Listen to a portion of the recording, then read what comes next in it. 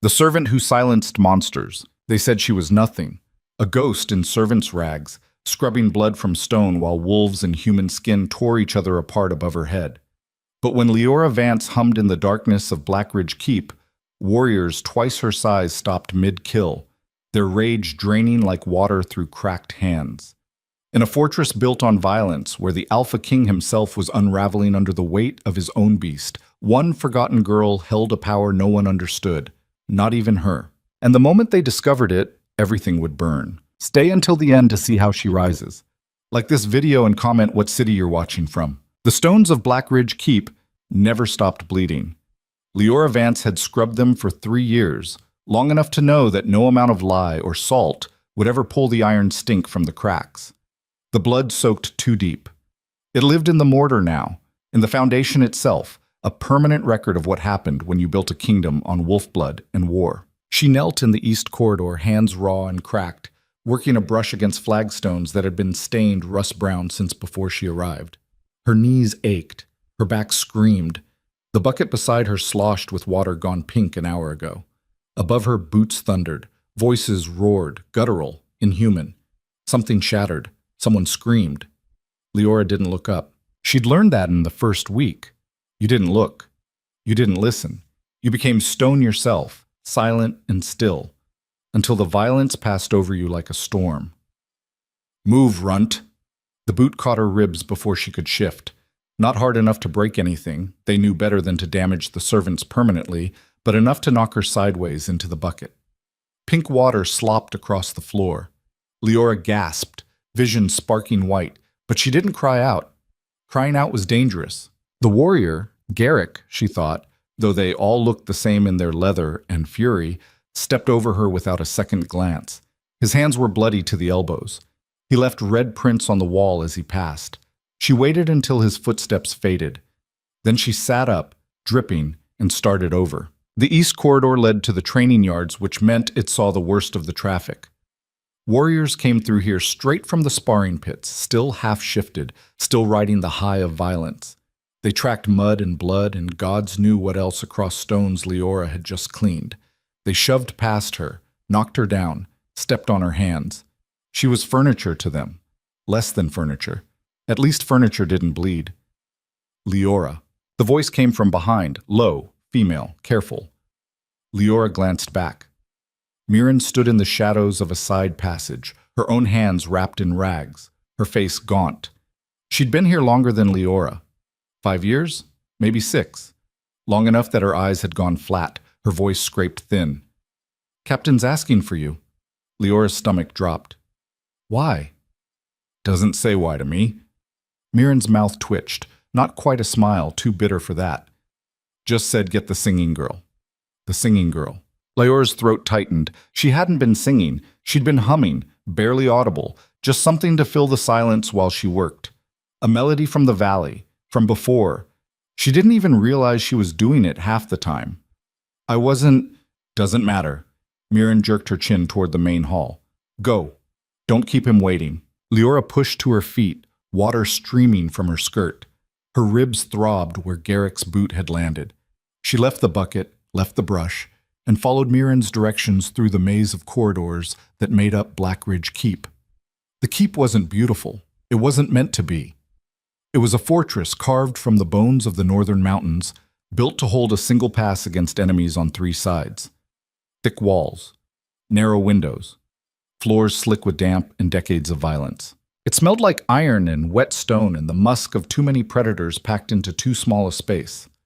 Leora had grown up in a valley town called Green Hollow, a place with gardens and sunlight and people who didn't tear each other apart for sport.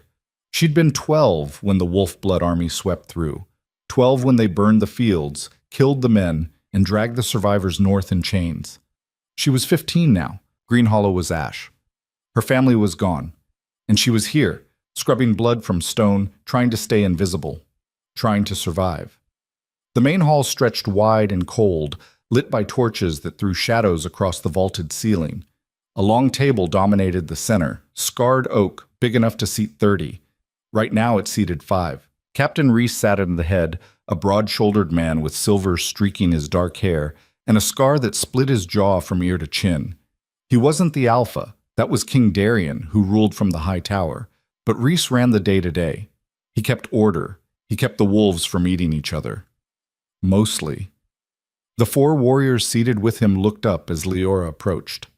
Their eyes tracked her movement, predator instinct, sizing up prey. One of them grinned, showing too many teeth. Leora stopped 6 feet from the table and dropped her gaze to the floor. "You sent for me, Captain." "Yeah." Rhys leaned back in his chair, arms crossed. His voice was gravel and smoke. "You're the one who hums." It wasn't a question. I didn't mean to disturb anyone, sir. I'll stop." "Didn't say I wanted you to stop." Leora risked a glance up. Rhys was watching her with an expression she couldn't read. Not angry, not amused, something else. "The king heard you," he said. The room went very still. Leora's heart kicked against her ribs. What?" "2 nights ago. You were working the south wing. He was passing through." Rhys tilted his head. Said it was the first time in months he didn't want to tear someone's throat out. One of the warriors snorted. "Soft." Rhys didn't look away from Leora. "King wants you upstairs." "No." The word fell out before she could stop it. The temperature in the room dropped 10 degrees. Rhys's eyes narrowed. "No?" Leora's mouth was dry. Her pulse was a drum in her ears. But she'd heard the stories. Every servant had. The king's chambers were on the top floor of the high tower, and the girls who went up there didn't always come back down. And the ones who did, they didn't talk about it. I'm just a servant, sir. I don't... You think I'm asking?" Rhys's voice cut like a blade. "The king wants you. You go, or I drag you. Your choice." Leora's knees locked. She wanted to run. She wanted to scream. But there was nowhere to run to, and screaming only made things worse. She swallowed hard. "Yes, sir." "Good." Rhys stood, his chair scraping loud against stone. "Let's go." "Okay." The high tower was colder than the rest of the keep. Leora followed Rhys up a spiral staircase that seemed to go on forever, her legs shaking, her breath coming short. The walls here were bare stone, no tapestries, no torches, just narrow slits for windows that let in knives of wind and pale northern light. At the top, a single door, iron-banded oak, thick as a man's chest. Rhys knocked once, didn't wait for an answer, pushed it open. "She's here."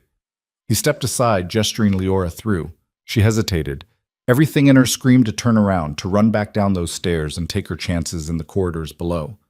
But Rhys's hand was on her shoulder, firm, and then she was moving forward, crossing the threshold into a room. Just a room.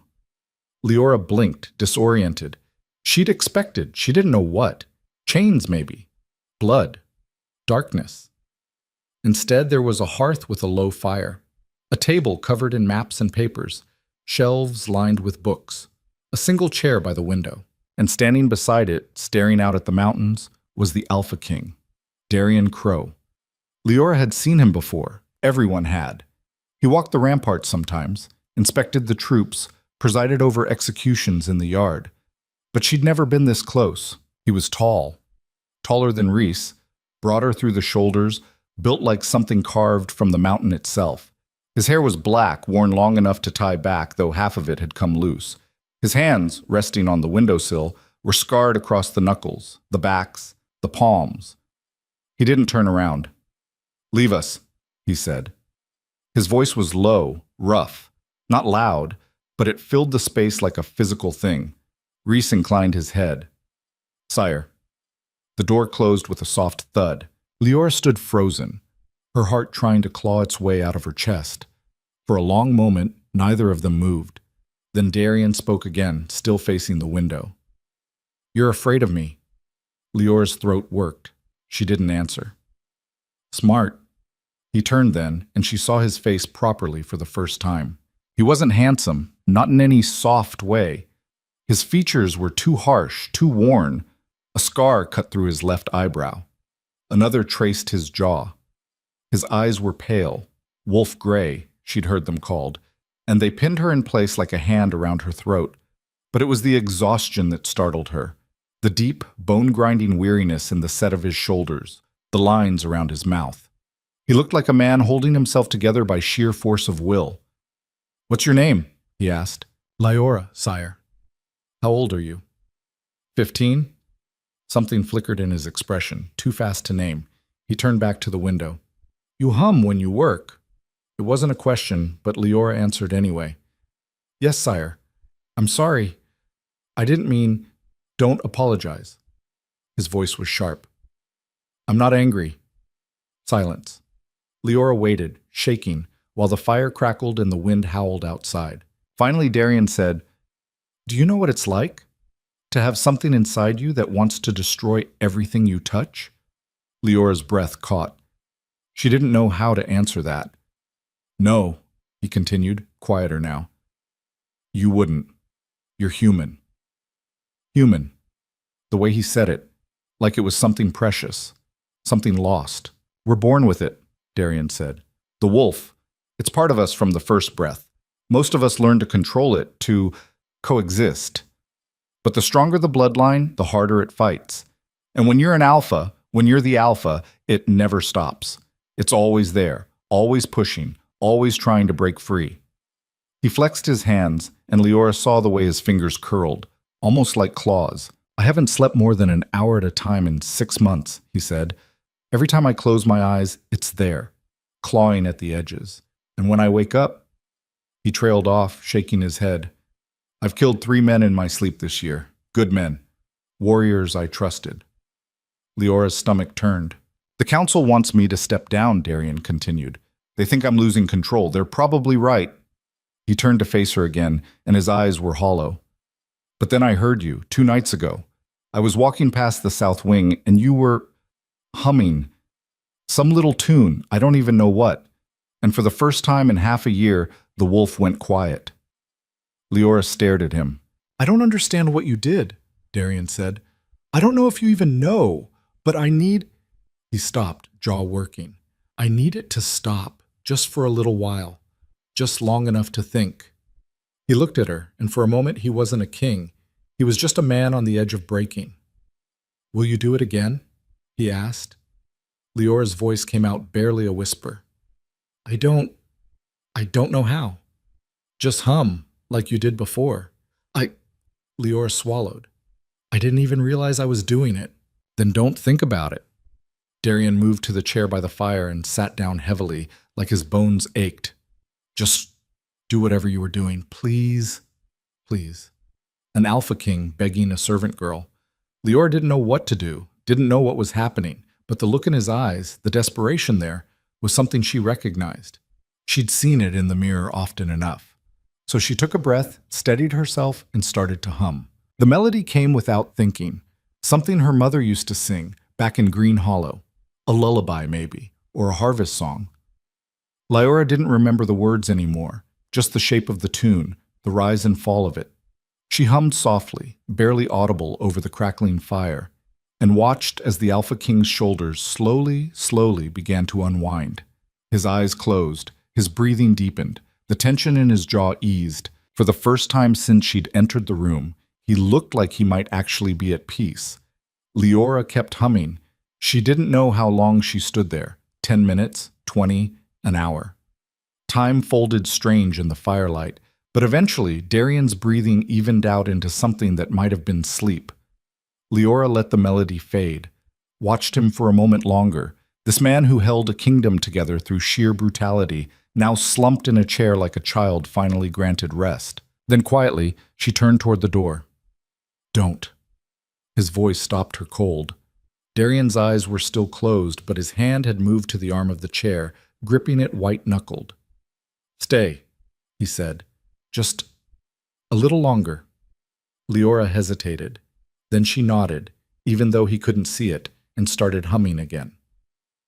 Outside, the wind screamed across the mountains. Inside, for the first time in months, the monster slept. They called for her the next night, and the night after that. By the end of the week, it had become routine. Lyora would finish her work in the lower halls, and Rhys would appear, silent and gruff, to escort her up the spiral stairs. She'd enter the king's chambers, hum until he fell asleep, and then slip back down to the servants' quarters before dawn. The other servants noticed. Of course they noticed. Where do you go at night? Mirren asked one morning, her voice carefully neutral as they hauled water from the well. The king's chambers, Leora said, because there was no point lying. Mirren's hands tightened on the bucket. Does he? No. Leora cut her off. Nothing like that. He asks me to hum. That's all. Mirren stared at her like she'd grown a second head. I know how it sounds. Do you? Mirren set the bucket down with a thud. Leora, listen to me. The king doesn't summon servants for humming. Whatever's happening up there, I'm telling you the truth. Leora met her eyes. That's all it is. I hum, he sleeps, I leave. That's it. Mirren didn't look convinced, but she didn't push, just picked up her bucket and walked away, shaking her head. The warriors noticed too. Leora felt their eyes on her now when she moved through the halls, tracking her, weighing her. Whispers followed in her wake. That's the one. The singing girl. What's she got that we don't? Some of them were curious, some were jealous, and some, like Garrick, the one who'd kicked her that first day, were openly hostile. Think you're special now? He sneered one afternoon, cornering her in a narrow passage. Think the king's gonna protect you? Leora pressed herself against the wall, pulse hammering. I'm just doing what I'm told. Yeah? Garrick leaned in close, and she could smell the blood on him, the violence. Well, here's what I'm telling you. You're still nothing. You're still a servant, and the second the king gets bored, you're mine. He shoved past her hard enough to slam her into stone, and stalked off laughing.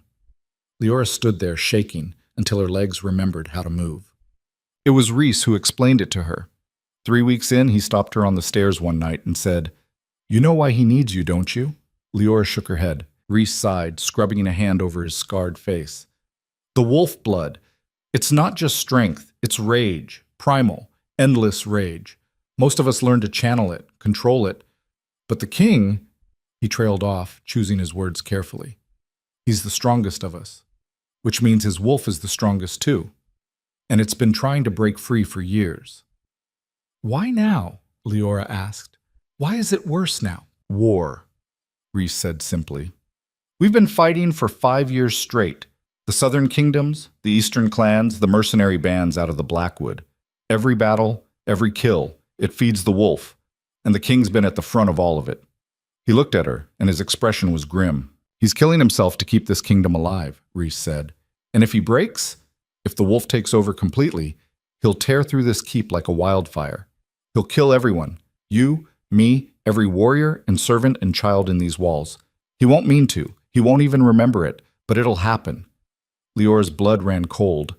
Then why keep him in power? Reese's mouth twisted. Because the alternative is worse. The nobles are circling like vultures, waiting for him to fall so they can carve up the kingdom between them. And the second they do, our enemies will pour through the pass and slaughter everyone north of the Ironwood. He stepped closer, and his voice dropped. So yeah, he said, whatever you're doing, whatever magic or gift or God's damned miracle you've got, you keep doing it because you're the only thing keeping him sane. And he's the only thing keeping us alive. The weight of it settled on Leora's shoulders like stone. I'm just humming, she whispered. I don't care if you're dancing naked and singing bawdy songs, Reese said flatly. It's working, so don't stop. He turned and continued up the stairs, leaving Leora alone in the cold. That night, when she entered the king's chambers, Darian was standing by the window again, his usual spot. But this time, he was bleeding. Fresh cuts across his knuckles, his forearms, like he'd been fighting, or like he'd been clawing at himself. Sire, don't. His voice was raw. Just do what you do. Leora crossed to him slowly, like approaching a wounded animal. Up close, she could see the tremor in his hands, the way his jaw was locked tight. Did something happen? She asked quietly. Execution, he said. A deserter. I had to make an example. He turned his hands over, staring at the blood drying on his palms. I didn't mean to make it last as long as it did, he said. But the wolf, it wanted more. It always wants more. Leora didn't know what to say to that, so she started humming instead. The melody wrapped around them both, soft and low, filling the space between heartbeats. Darian closed his eyes. His breathing slowed. My mother used to sing, he said suddenly. Before she died.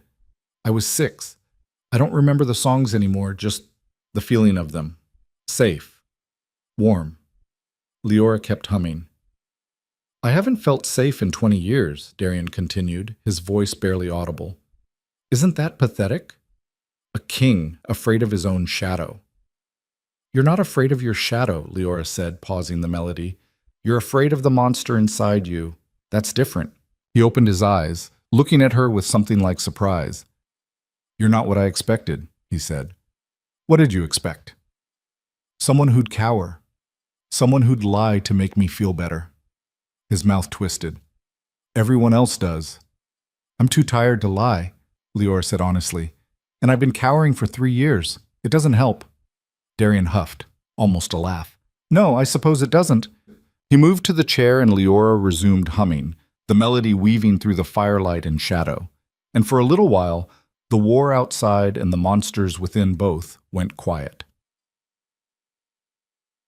It couldn't last. Leora knew that, even if she didn't want to admit it. This fragile peace, these stolen hours, they were borrowed time. Sooner or later, something would shatter it. She just didn't expect it to happen so soon. It was a month in when she overheard the conversation. She was cleaning the great hall, late, after the warriors had finished their evening meal and stumbled off to the barracks or the brothels in the lower city. She was alone, or thought she was, scrubbing grease from the long table. Then voices drifted from the side chamber, low, conspiratorial. Leora froze. Can't keep ignoring it, someone said. Male, older, Lord Theron maybe, one of the nobles. We're not ignoring it. A second voice, smoother. Lord Voss. We're being strategic. Strategic. Theron's voice dripped contempt. The king is mad, Voss. He's barely holding on. And now he's got that servant girl following him around like a talisman, which is exactly why we wait. Voss's tone sharpened. The girl is proof he's losing control, needing a child to keep him sane. It makes him look weak. So what do you propose? We let him unravel a little more. Then we move. Quietly. Frame it as mercy. Put the Mad King down before he kills us all. Install a proper council. Restore order. And the girl? A pause. Then Voss said, collateral damage. Leora's stomach turned to ice.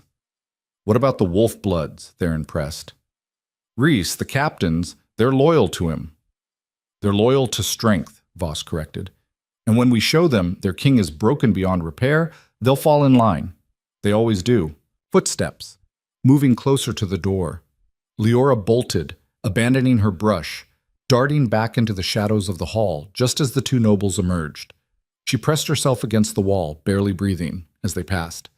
Neither of them looked her way.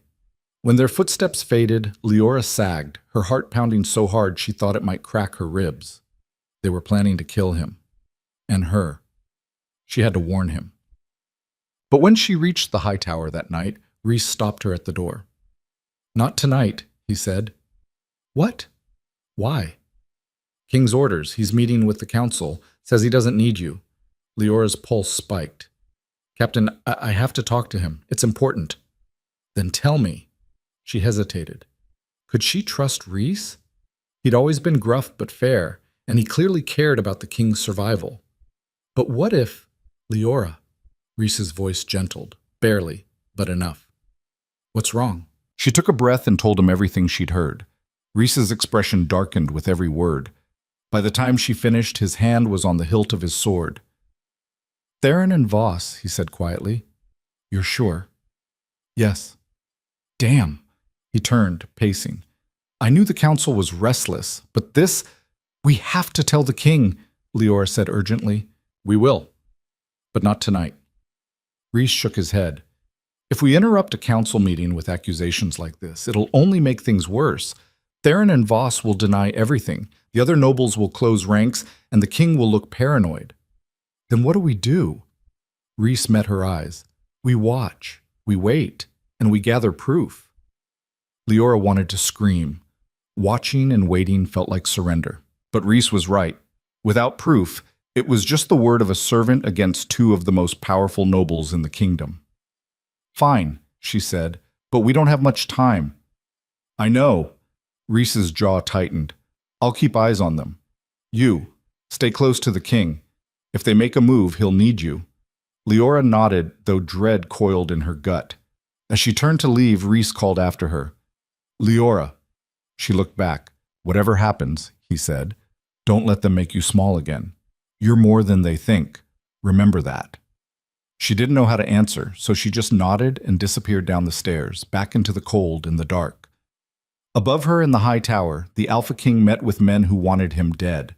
And below, in the shadows, a forgotten girl began to realize that survival wasn't enough anymore. If she wanted to live, if she wanted him to live, she'd have to fight, even if it meant stepping into the light, even if it meant burning. 3 days passed like holding your breath underwater. Leora scrubbed floors and hauled water and tried to act like nothing had changed, but her skin felt too tight. Her nerves scraped raw. Every footstep behind her might be an assassin. Every whispered conversation might be the conspiracy tightening its noose. She watched Theron and Voss during meals, the way they sat too close together, heads bent in conversation, the way other nobles drifted toward them like iron to a lodestone. Lord Herrick, Lady Senna, even young Lord Petran, who'd always seemed harmless. How many of them were in on it? Reese had men watching, he'd told her, discreet, loyal. But every time Leora caught sight of the captain, his expression was grimmer than before.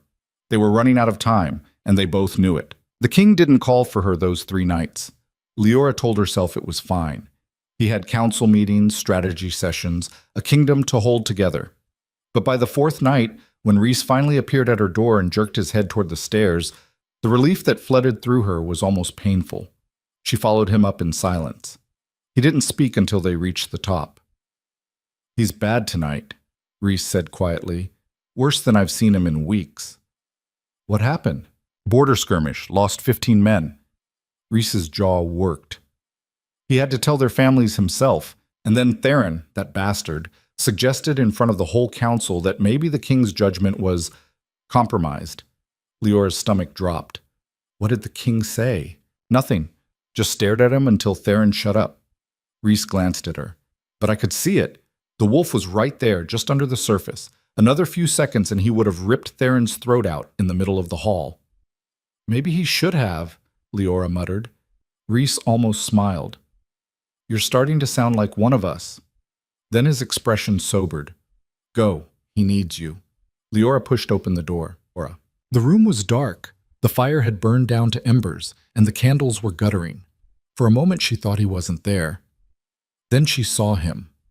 Darian stood in the far corner, facing the wall, his shoulders hunched and trembling. One hand was pressed flat against the stone. The other was clenched at his side, knuckles white. Blood dripped from his fingers. Sire, don't come closer. His voice was barely human, ground glass and gravel. Not yet. Leora froze. She'd seen him tired before, haunted. But this was different. This was a man barely holding himself inside his own skin. I can leave, she said carefully. If you need, no. The word cracked. Stay. Just stay where you are and sing. Not hum, sing. Leora's throat tightened. She'd never sung for him before, never sung for anyone, not since Green Hollow. Humming was easy, anonymous. Singing meant words, meant emotion, meant offering up something raw. But he was shaking so hard she could see it from across the room, so she opened her mouth and let the melody out. Sleep now, the night is cold. The stars keep watch. The dark grows old. Dream soft. Let worry fade. The dawn will come. Don't be afraid. Her mother's lullaby. She hadn't realized she still remembered the words.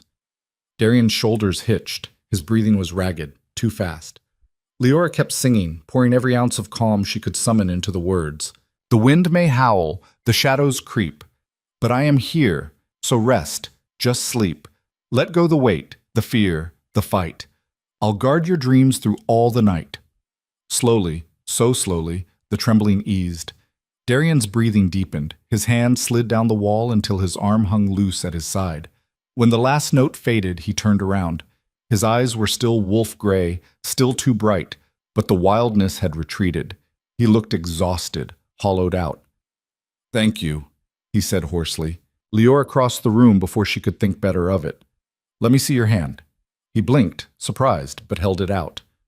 The cuts weren't deep, just gouges where his nails had dug in, half shifted to claws and then back again. She'd seen wounds like this on warriors who fought the change too hard. You need to wrap this, she said. It'll heal, not if you keep clawing yourself open. She looked around, spotted a water basin and some clean cloth on the side table. Without asking permission, she crossed to it, dampened the cloth, and returned. Darian watched her with an unreadable expression as she took his hand and began to clean the blood away. You're not afraid of me, he said. I am, Leora said honestly. I'm just tired of letting fear make my decisions. His mouth twitched, almost a smile. Rhys said you'd changed. Rhys talks too much. This time he did smile, faint and brief. Then it faded. I almost killed Theron today. Leora's hand stilled. I know. He's right, you know. My judgment is compromised. I can't think straight anymore. Every decision feels like wading through mud. And the wolf... He broke off, shaking his head. It's winning. Inch by inch, it's taking over. Then fight harder. You think I'm not? His voice sharpened.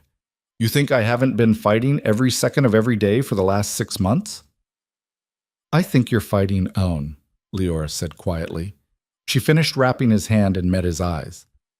And I think that's exactly what they want. Darian frowned.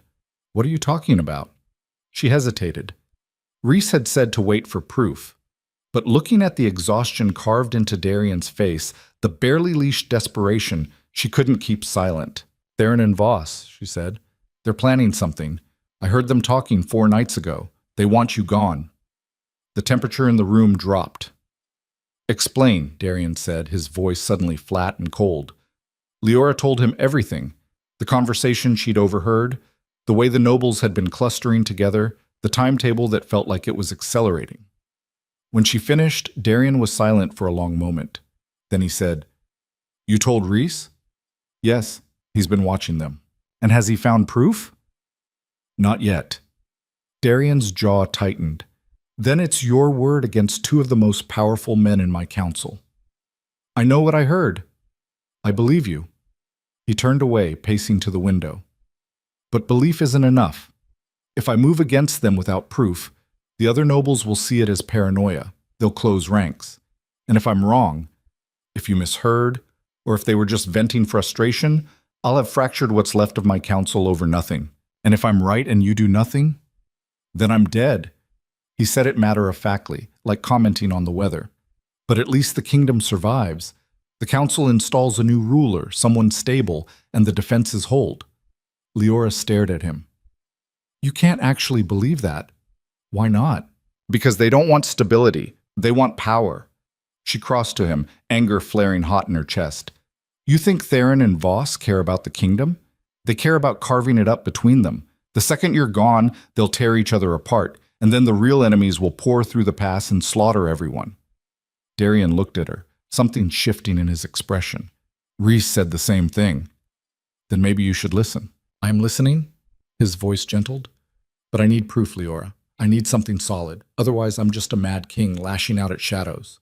She wanted to scream, wanted to shake him, but he was right, and she hated it. Then we find proof, she said. How? I don't know yet. She lifted her chin. But we will. Darian studied her for a long moment. Then quietly, he said, You're braver than half my warriors. I'm terrified. I know. That's what makes it brave. Before Leora could respond, a knock sounded at the door. Sharp, urgent.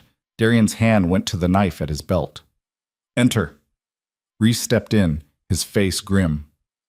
We have a problem. The problem, it turned out, was in the kitchens.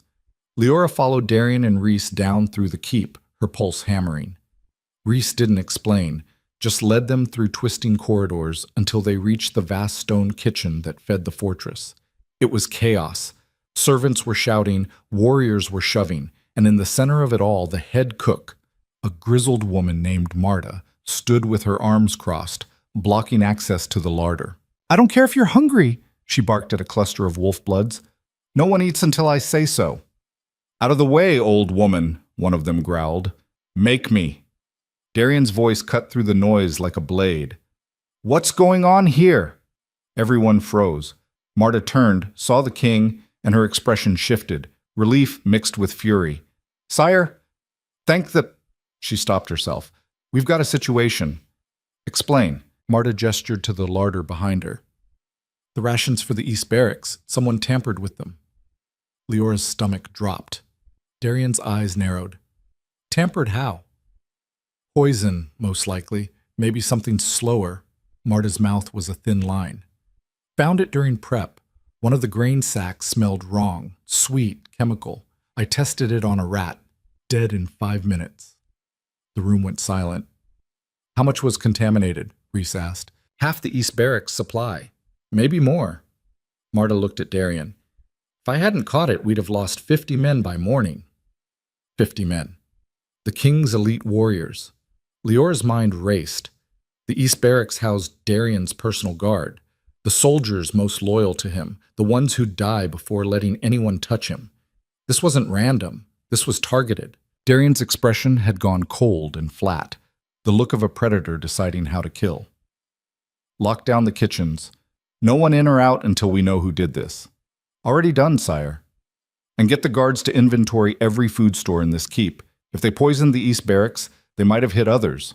Marta nodded and turned to bark orders at her staff. Darian looked at Reese. Get me names. Everyone who had access to the larder in the last 3 days. On it. As Reese strode off, Darian turned to leave, then stopped, his gaze landing on something across the room. Leora followed his line of sight.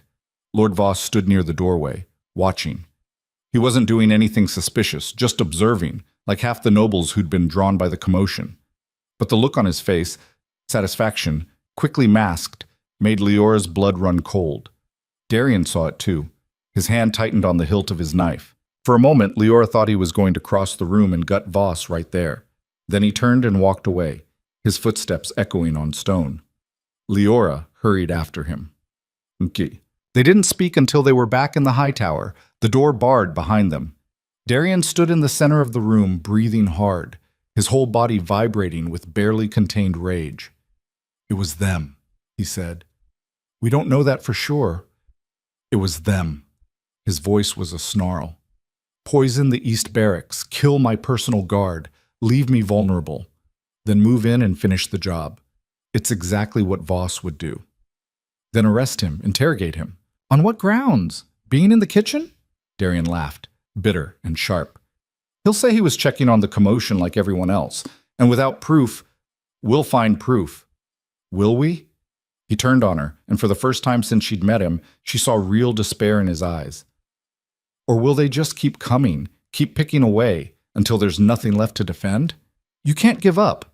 I'm not giving up. I'm being realistic. He dragged a hand through his hair. I'm one man, Leora. One very tired man with a monster trying to claw its way out of his skull, and there are a dozen nobles with money and soldiers and time. The math doesn't work. Then change the math. How? Leora didn't have an answer. Not yet.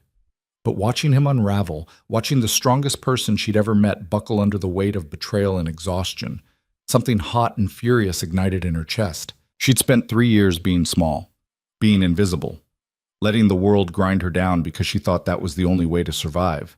But survival wasn't enough anymore. We find who poisoned the food, she said. We prove it was Voss or Theron, and then we make them pay. Darian stared at her. You sound like a wolf blood. Maybe I'm learning, he huffed, almost a laugh. Then his expression sobered. If we're wrong about this, if we move against them and fail, they'll kill you, Leora. Not quickly, not cleanly. They'll make an example. I know. Then why are you doing this? Because you saved me, she thought. Because you're the first person in 3 years who saw me as something other than furniture or prey. Because if you fall, everyone falls, and I'm tired of watching the world burn. But what she said was, because someone has to. Darian looked at her for a long moment, then quietly he said, You're going to get yourself killed. Probably. And you're doing it anyway. Yes. He shook his head, but there was something almost like admiration in his eyes. You're insane. I'm a survivor, Leora corrected. There's a difference. Before he could respond, another knock at the door, quieter this time. Come, Darian called. Rhys entered, and his expression told them everything before he opened his mouth. We've got a name, he said. One of the kitchen boys. 12 years old, been here 6 months. Said a nobleman paid him to add powder to the grain sacks. Which nobleman? Darian's voice was deadly quiet. He doesn't know. Said the man wore a hood, met him in the lower city. Rhys paused. But the boy described the ring, gold, with a falcon seal. Leora's breath caught. Theron's house sigil was a falcon. Darian's eyes blazed.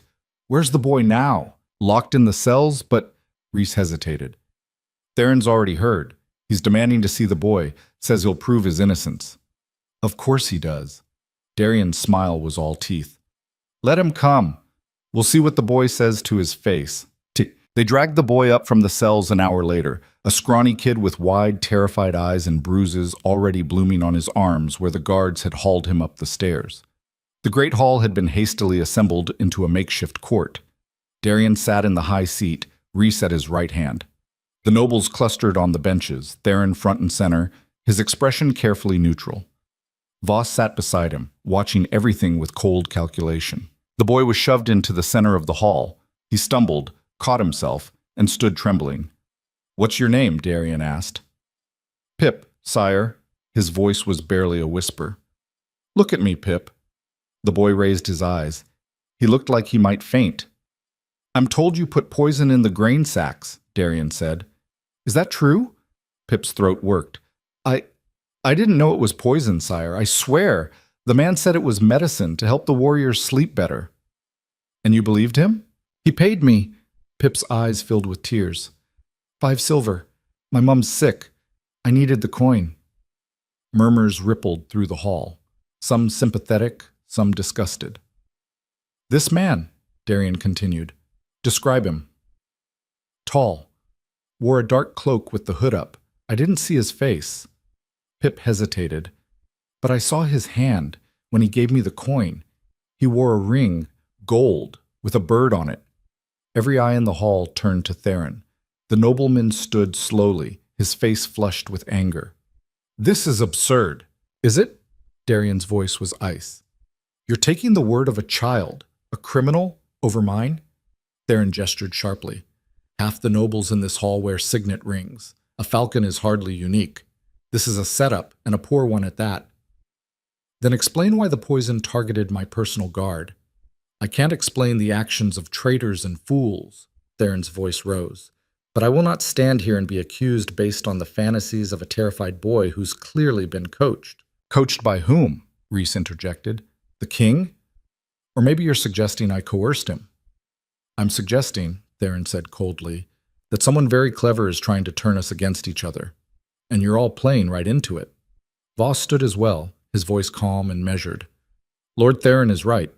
We're in the middle of a war. Our enemies would love nothing more than to see us fracture from within. A planted agent, a convenient scapegoat. It's textbook. Other nobles began to murmur agreement. Leora watched from the shadows near the wall, her fists clenched. They were slipping away. Theron and Voss were too smooth, too prepared.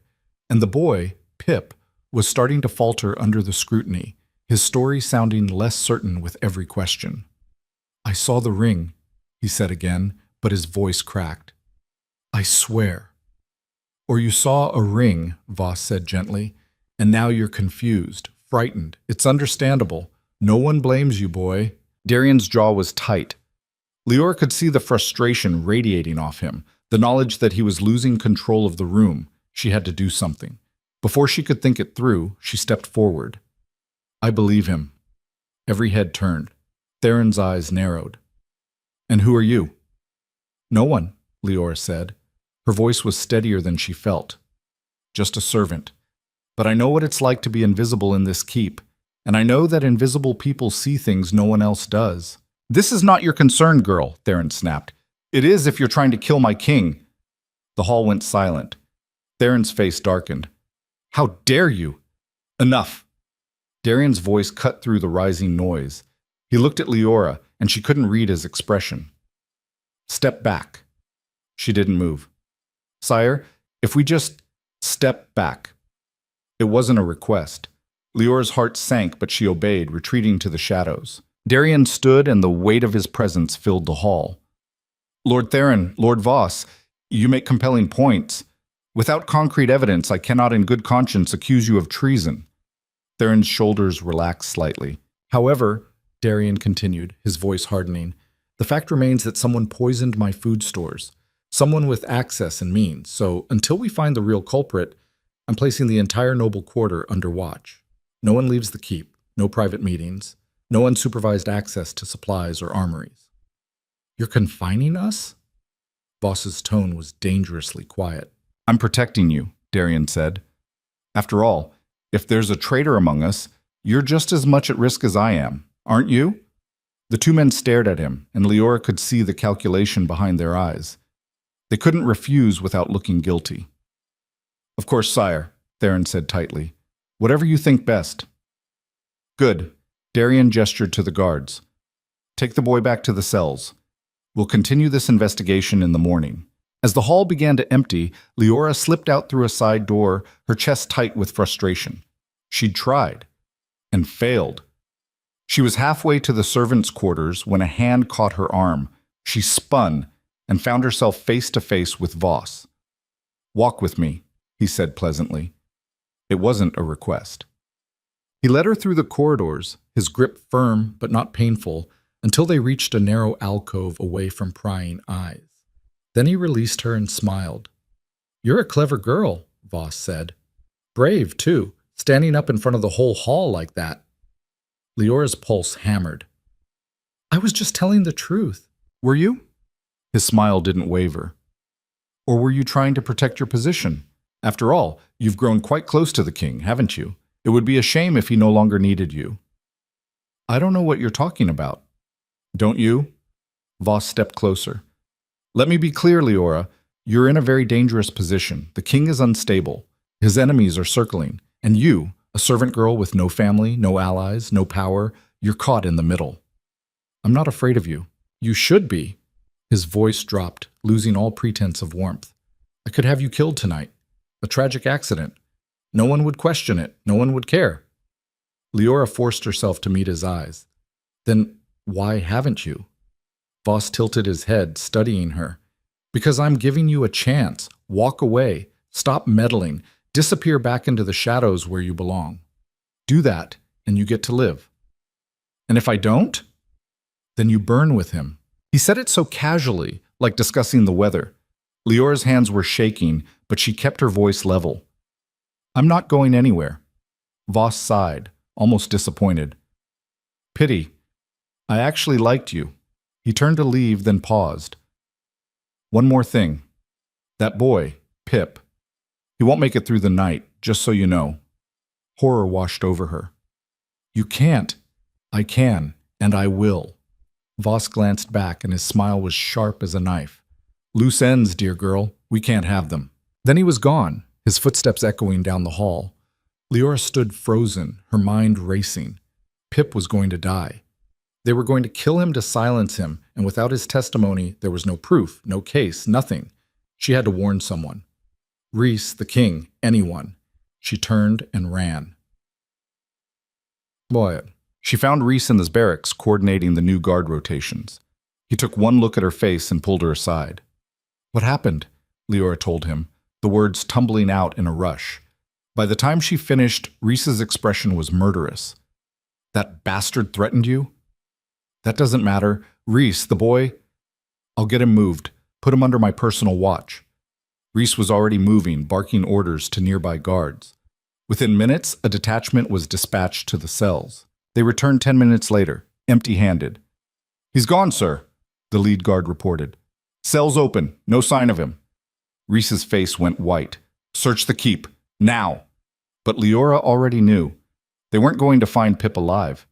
And when dawn broke and a servant discovered the small body in the lower cistern, drowned, they'd say, an accident, no one would question it, no one except her. She stood in the corridor, shaking with rage and grief and a horrible bone-deep certainty. Voss had won this round. But the game wasn't over. Not yet. Not yet. The words echoed in Leora's head as she walked back to the servants' quarters, her legs moving on autopilot while her mind raced. Around her, the keep was settling into its uneasy night routine. Warriors heading to the barracks, servants finishing their tasks, torches guttering low in their brackets. Everything looked normal. Everything was a lie. She didn't sleep. Couldn't. She lay on her thin pallet in the corner of the communal room, listening to the other servants snore and shift, while her thoughts spun in tighter and tighter circles. Pip was dead. The proof was gone, and Voss had made it clear she was next if she didn't back down. The smart thing would be to disappear. Keep her head down, scrub her floors, survive.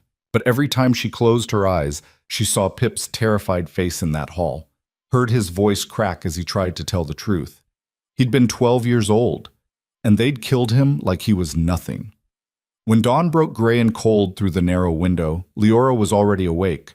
She rose, splashed her face with icy water from the basin, and made a decision. If they wanted her silent, she'd be anything but. She found Miren in the kitchens, kneading dough with methodical violence. "I need your help," Leora said quietly. Miren didn't look up. "No. You haven't heard what I'm asking yet." "Don't need to." Miren's hands worked the dough harder. "I heard about the boy. I heard about you standing up in the hall. And I'm telling you now, whatever you're planning, I want no part of it." "Miren!" "No." Miren finally looked at her, and her eyes were flat and hard. "I've survived here for 6 years by keeping my head down and my mouth shut. I'm not throwing that away for some doomed crusade. They murdered a child. They murder people every day. That's what this place is." Miren's voice dropped. "I'm sorry about the boy. I am. But you can't save everyone, Leora. You can barely save yourself. I'm not trying to save everyone.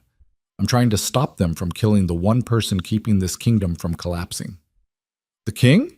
Miren laughed, bitter. "The king's already dead. He just doesn't know it yet. And when he falls, they'll come for everyone who stood too close, including you." Leora wanted to argue, wanted to shake her, but looking at Miren's face, the resignation etched into every line, she realized this was already a lost battle. "Fine," Leora said. "Don't help. But don't get in my way either." She turned and left before Miren could respond. The morning council meeting was tense. Leora wasn't supposed to be there. Servants didn't attend council sessions. But Reese had positioned her in a side alcove where she could hear everything without being seen. "We need to talk about security," Reese was saying. His voice was controlled, but Leora could hear the anger simmering underneath. "The poisoning attempt yesterday was coordinated, professional, which means we have a serious threat inside these walls." "Or," Theron interjected smoothly, "it was a desperate act by a desperate child who got in over his head. A tragedy, certainly, but hardly evidence of some grand conspiracy." "The boy drowned last night," Darian said. His voice was flat, emotionless. "Convenient timing." "Accidents happen, sire." Voss spread his hands. "The cells are old. The cistern is poorly maintained. It's tragic, but—" "Stop!" Darian's hand slammed down on the table, making everyone jump. "Stop acting like I'm an idiot. The boy had information. Now he's dead. And you two—" He pointed at Theron and Voss. "You both benefit." Theron's face went red. "This is outrageous. You're accusing us of murder based on nothing but paranoia. I'm accusing you of treason." Darian stood, and the wolf was there in his eyes, golden and furious. "And if I find proof, when I find proof, I will personally tear your throats out." The room went deathly silent. Then Voss spoke, his voice carefully measured. "Sire, with respect, threats like that only prove what we've been saying. You're not well. The stress of command has— Get out! Darian, get out!" The words came out half growl, inhuman. "All of you, now!" The nobles scrambled for the door. Theron shot one last venomous look back before disappearing into the corridor. Only Reese remained. For a long moment, neither man spoke. Then Darian sagged into his chair, head in his hands. "I'm losing it, Reese. Right here in front of everyone. They can see it." "You're exhausted. There's a difference." "Is there?" Darian looked up, and the desperation in his eyes was raw. I almost shifted in there, in the middle of a council meeting. Another few seconds and I would have killed them both. Maybe you should have. And proved them right. Darian laughed, hollow. No. We need proof first. Real, undeniable proof. Otherwise, I'm just a mad king slaughtering his own nobles. From her alcove, Leora's mind was racing. Proof. They needed proof. But where would they find it when Voss and Theron had covered their tracks so thoroughly? Unless an idea struck her. Dangerous. Probably insane. But it might work. She slipped out of the alcove and headed for the lower levels. What? The storage rooms beneath the keep were cold and damp, lit by occasional torches that threw jumping shadows across stone walls. Leora had cleaned down here a few times. It was where they kept the bulk supplies, the spare weapons, the things the keep needed but didn't want cluttering the upper levels. It was also, she'd noticed, where the nobles sometimes held private meetings. She'd seen Voss slip down here twice in the last week, and if he was planning treason, he'd need somewhere secure to coordinate, somewhere away from prying eyes. The question was, where? Leora moved through the corridors slowly, listening. Most of the storage rooms were locked, but a few stood open, their contents visible. Sacks of grain, barrels of salted meat, crates of arrows. Nothing unusual. Then she heard voices. Low, muffled, coming from around the next corner. Leora's heart kicked into overdrive. She pressed herself against the wall and edged closer. Can't wait much longer. That was Voss. He's getting suspicious. The girls made sure of that. Then we moved tonight. A different voice, rougher, unfamiliar. The mercenaries are in position outside the east gate. Once the rations take effect, the rations are gone, Voss said sharply. That kitchen woman found them. We're back to the original plan. Which is? We hit him when he's weakest. Late tonight after he dismisses the girl. His personal guard will be on the night rotation. We've already paid off 3 of them. They'll stand down when we breach the tower. Leora's blood ran cold. And the girl? The rough voice asked. Collateral damage. She's in the tower when we strike. She dies with him. Voss paused. Actually, that's cleaner. Makes it look like a crime of passion. Unstable king murders servant, loyal guards put him down. Council takes control. Very tragic. What about Rhys? He'll fall in line once Darian's dead. Rhys is loyal to the kingdom, not the man. We give him a position on the new council. He'll accept it. Footsteps, moving closer. Leora bolted. She ran back through the corridors, her boots slapping against stone, not caring about stealth anymore. She had to get to Darian, had to warn him. Behind her she heard shouts. They'd spotted her. She took a sharp turn, heading for the stairs that led up to the main level. If she could just reach Rhys, reach the guards. A hand grabbed her arm and yanked her backward. Leora screamed. She was slammed against the wall hard enough to knock the air from her lungs. When her vision cleared, Garrick was looming over her, grinning. Well, well, he said. The king's little pet, sneaking around where she doesn't belong.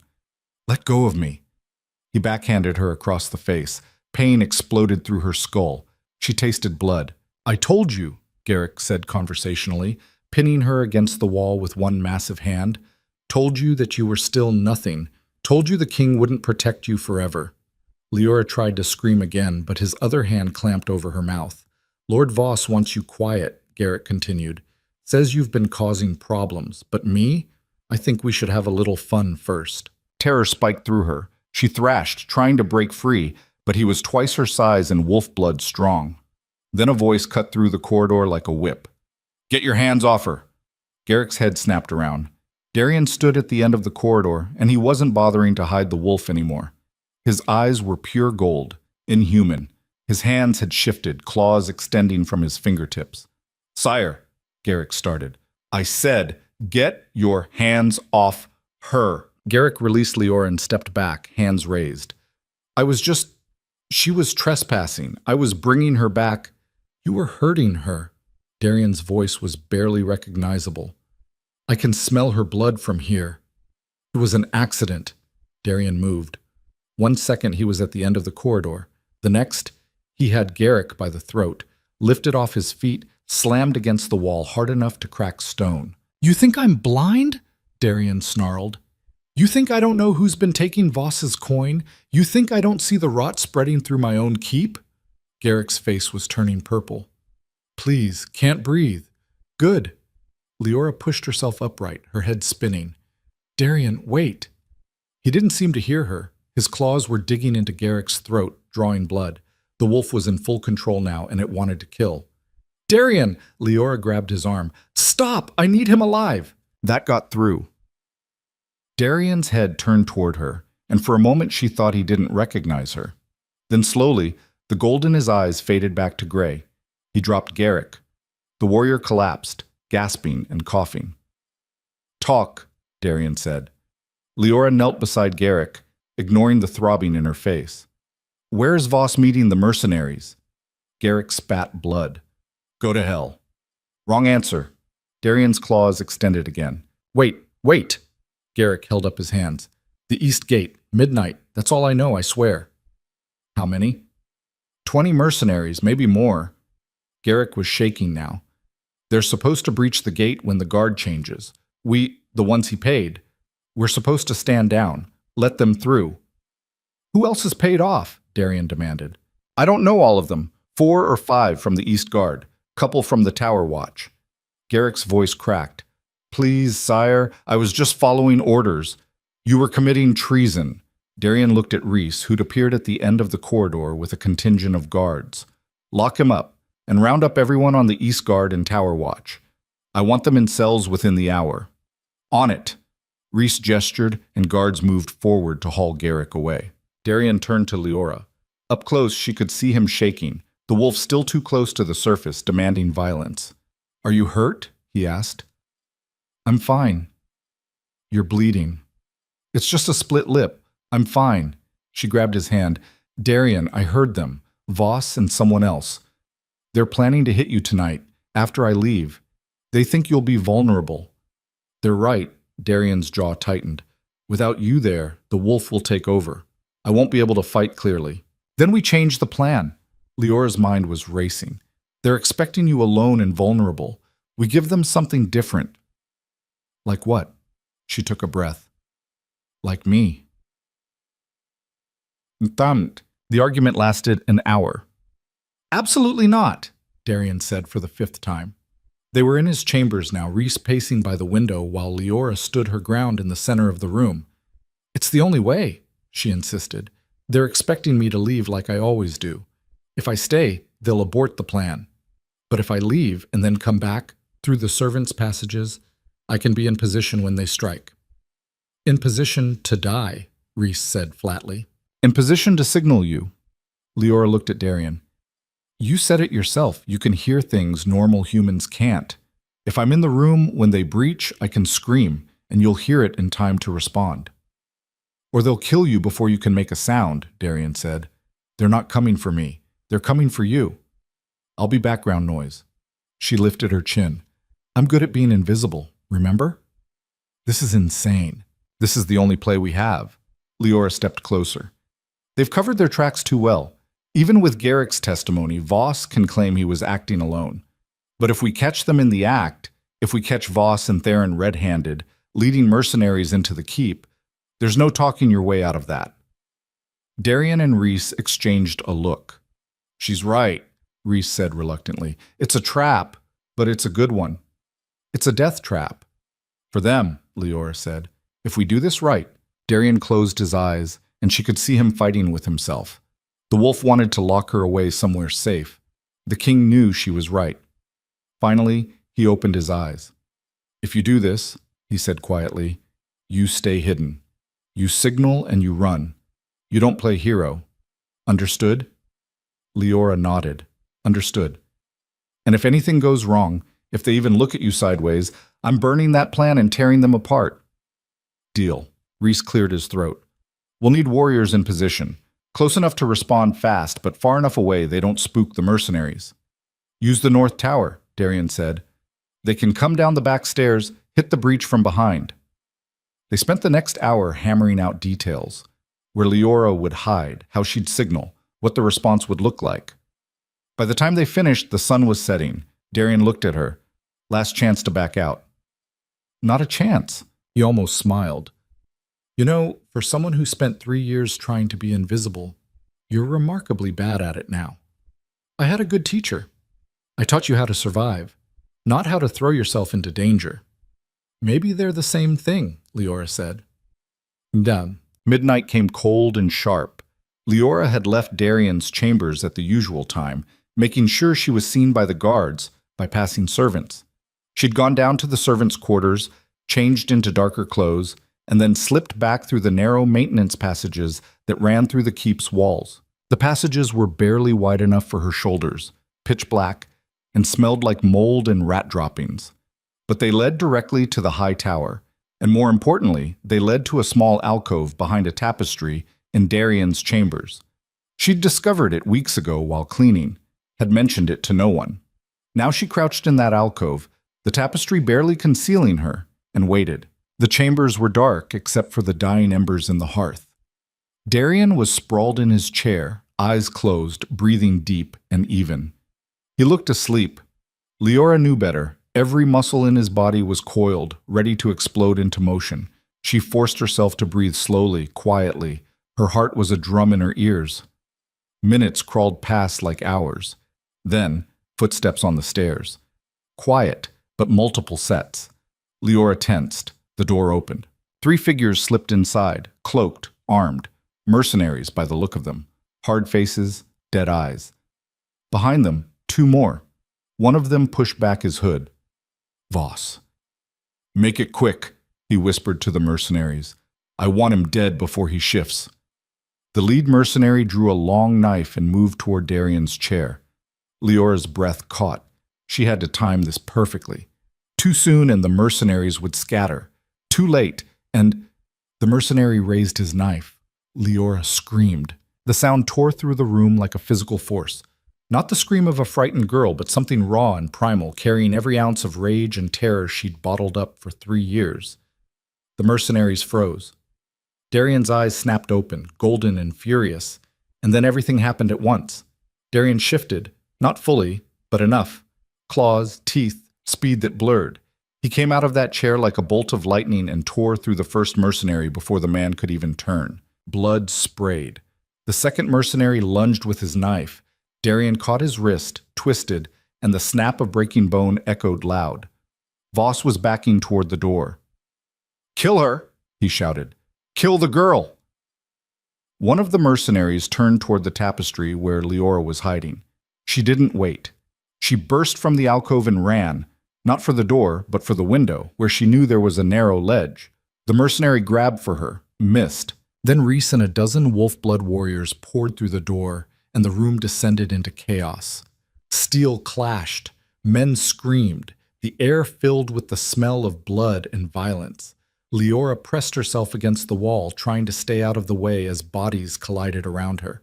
She saw Reese grappling with one of the mercenaries, saw another go down under a warrior's claws, saw Voss trying to slip out the door. "No!"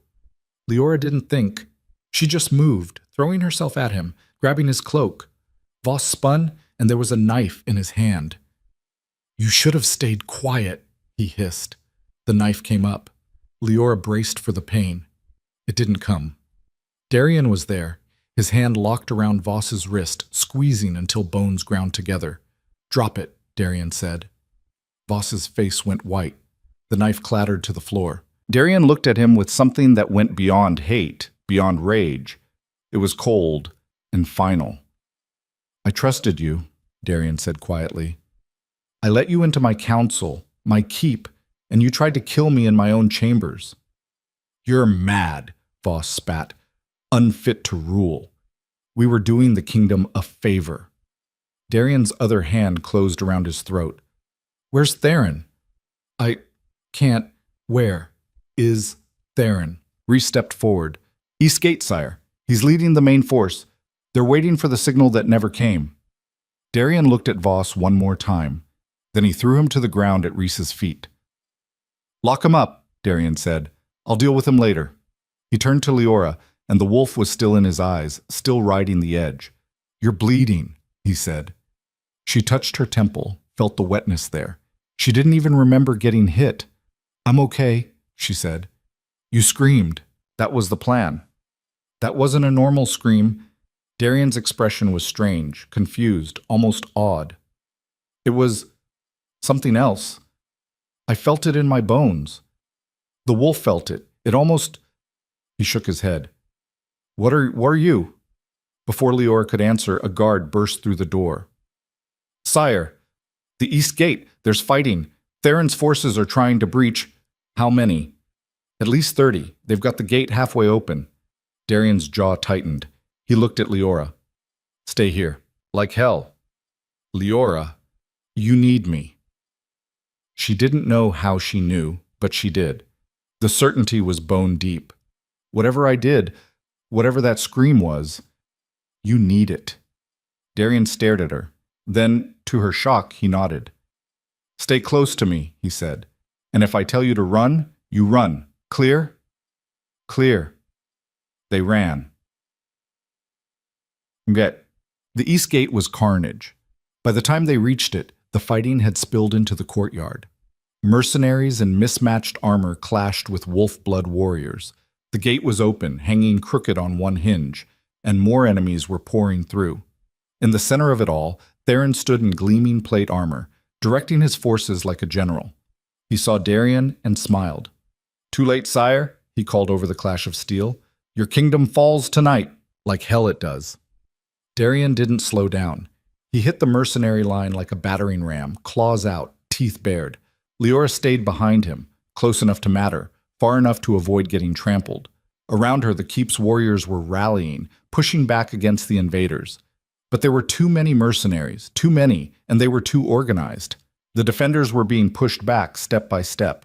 Leora saw a warrior go down, his throat cut, saw another overwhelmed by 3 mercenaries at once.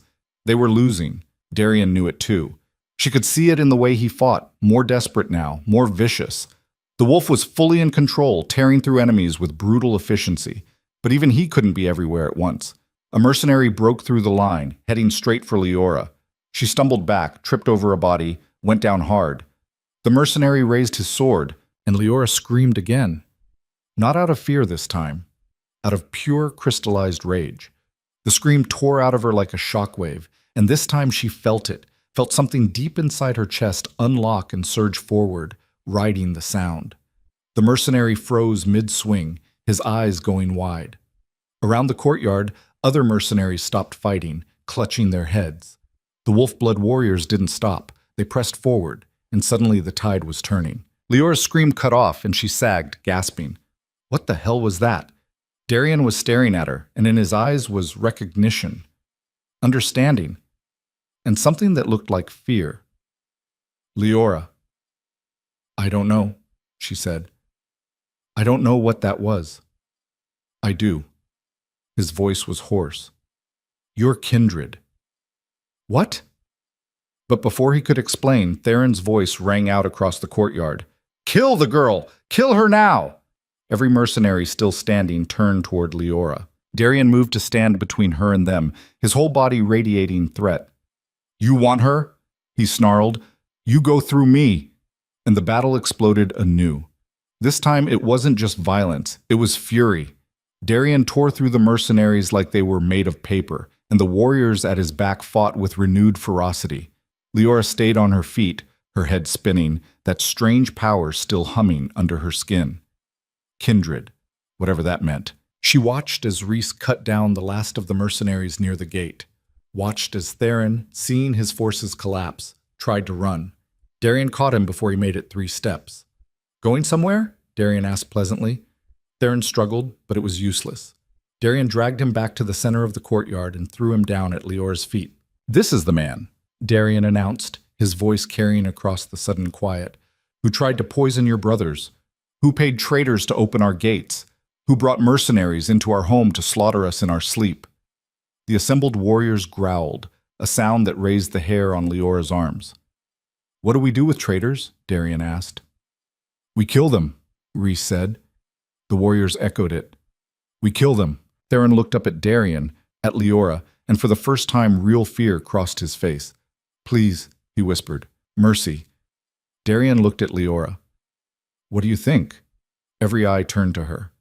Leora looked down at Theron, this man who'd schemed and plotted and murdered a 12-year-old boy to cover his tracks. No mercy, she said. Darian's smile was all teeth. The kindred has spoken. and then he tore Theron's throat out. The silence that followed was absolute. Theron's body hit the ground with a wet thud, blood pooling dark across the courtyard stones. Darian stood over it, still half-shifted, his chest heaving, claws dripping red. Every warrior in the courtyard stared, not at the corpse, at Leora. She felt their eyes like brands, weighing, measuring, trying to understand what they'd just witnessed. The girl who'd screamed and made trained mercenaries freeze mid-swing. The girl their king had just deferred to before executing a noble lord. The kindred has spoken. Leora's legs were shaking. Her head felt like it was splitting open. And that power, whatever it was, still thrummed under her skin, demanding release. "What's kindred?" she whispered. Darian turned to her, and the wolf was still in his eyes. But there was something else there, too. Recognition, understanding, maybe even relief. "Not here," he said quietly. Then, louder to the assembled warriors, "Secure the gate. Get the wounded to the healers, and someone drag these mercenary bodies outside the walls. Let the crows have them." The warriors moved, snapping back into action. Rhys was already organizing teams, his voice cutting through the chaos with practiced authority. Darian caught Leora's arm, gently but firm. "Come with me." She followed him back through the keep, her mind spinning. Around them, servants were emerging from their hiding places, eyes wide, whispering as they passed. Word was already spreading. The king killed Lord Theron. The servant girl commanded it. The traitors are dead. They climbed the spiral stairs to the high tower, and Leora's legs burned with every step.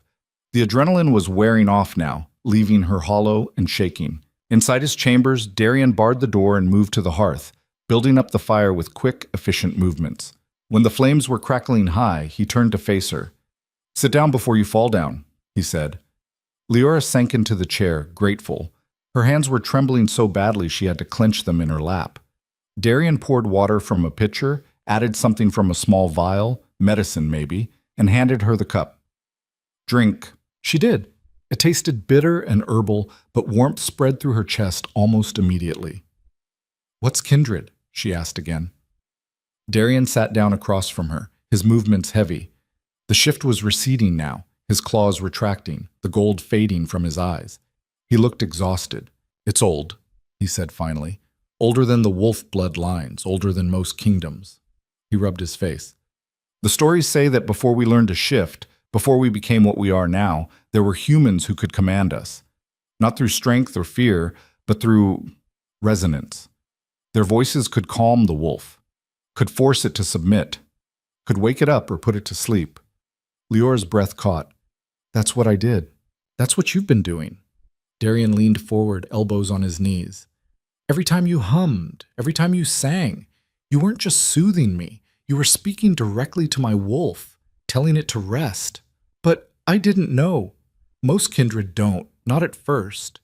His expression was complicated. The bloodline almost died out centuries ago. The wolf clans hunted them, killed them. Because something that powerful, something that could control us, it was too dangerous to let live. Horror washed over her. "So when they find out, they already know." Darian's voice was flat. "You used it in front of half my warriors. By morning, everyone in this keep will know what you are." Leora's stomach turned to ice. "Then I need to leave. Now, before—" "No." Darian's hand shot out, catching hers. "You're not going anywhere." "They'll kill me. You just said—" "They'll try." His grip tightened. "And they'll fail. Because you're under my protection now. Officially." "What does that mean?" "It means," Darian said carefully, "that anyone who touches you answers to me. And it means you're no longer a servant." Leora stared at him. "What am I then?" "I don't know yet." He released her hand and stood, pacing to the window. The old texts, the ones that mention kindred, they talk about them as advisors, companions. Some were bound to alphas as mates, others served as peacekeepers between clans. He turned back. But all of them were treated with respect. Fear, yes, but respect. "I don't want to be feared." "Too late for that." His mouth twisted. "You made 30 mercenaries drop their weapons with a scream. You think word of that won't spread? By next week, every kingdom within 100 miles will have heard about the kindred girl in Blackridge Keep." Leora's head was spinning. This is insane. Welcome to my world, she laughed, sharp and bitter. I was supposed to stay invisible, survive. That was the plan. Plans change. Darian crossed back to her. Leora, listen to me. What you did tonight, what you are, it changes everything. The council was fracturing because they thought I was losing control. But now? Now they've seen you command the wolf. They've seen me listen to you. That's power, real power. I don't want power. I didn't either. His voice softened. But we don't always get to choose. Before she could respond, footsteps sounded on the stairs. Heavy, multiple. Darian's hand went to his knife. Then Rhys's voice called through the door. Sire, the council's demanding an emergency session. Darian's jaw tightened. Of course they are. He looked at Leora. Can you stand? I think so. Good, because you're coming with me. The Great Hall was packed. Not just the remaining council members, Voss was notably absent, locked in the cells below, but warriors, captains, even some of the senior servants. Everyone who mattered in the keep's hierarchy was there, packed onto benches or standing along the walls. They all turned when Darian entered, and they all stared when Leora followed. Darian didn't pause. He strode to the high seat and sat down, his posture radiating authority. Then he gestured to the chair beside him, the one usually reserved for his second. Sit, he told Leora. She hesitated. Every eye in the room was on her, and she could feel the weight of their judgment, their confusion, their fear. But Darian was waiting, his expression implacable. Leora sat. The murmurs started immediately. Darian let them build for a moment. Then he raised one hand, and the hall fell silent. I'm sure you all have questions, he said. His voice was calm, measured. Let me answer the important ones. Yes, Lord Theron is dead. Yes, I killed him. He was a traitor who conspired with Lord Voss to murder me and seize control of this keep. We have confessions. We have witnesses. The matter is settled. And the girl? The question came from Lord Patron, young and nervous-looking. Sire, we all heard what she did. What is she? She's kindred, Darian said simply. Shocked silence. Then everyone started talking at once. Impossible. The kindred are extinct. This is some trick. Darian's fist slammed down on the arm of his chair, and the noise cut off like a severed rope. She is kindred, he repeated. I've seen the proof. You've all seen the proof.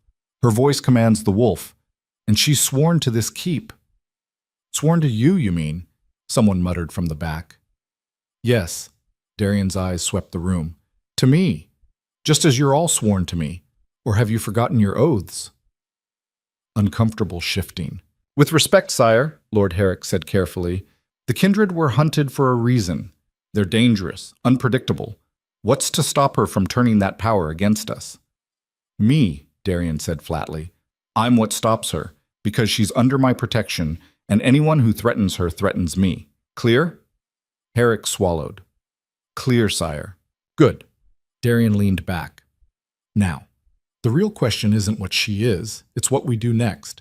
Theron and Voss weren't working alone. They had allies, mercenaries waiting outside, paid traitors inside. We need to root them all out before they regroup. Rhys stepped forward. Already underway, sire. We've identified 8 guards who took coin from Voss. They're in cells awaiting judgment. Execute them at dawn, Darian said.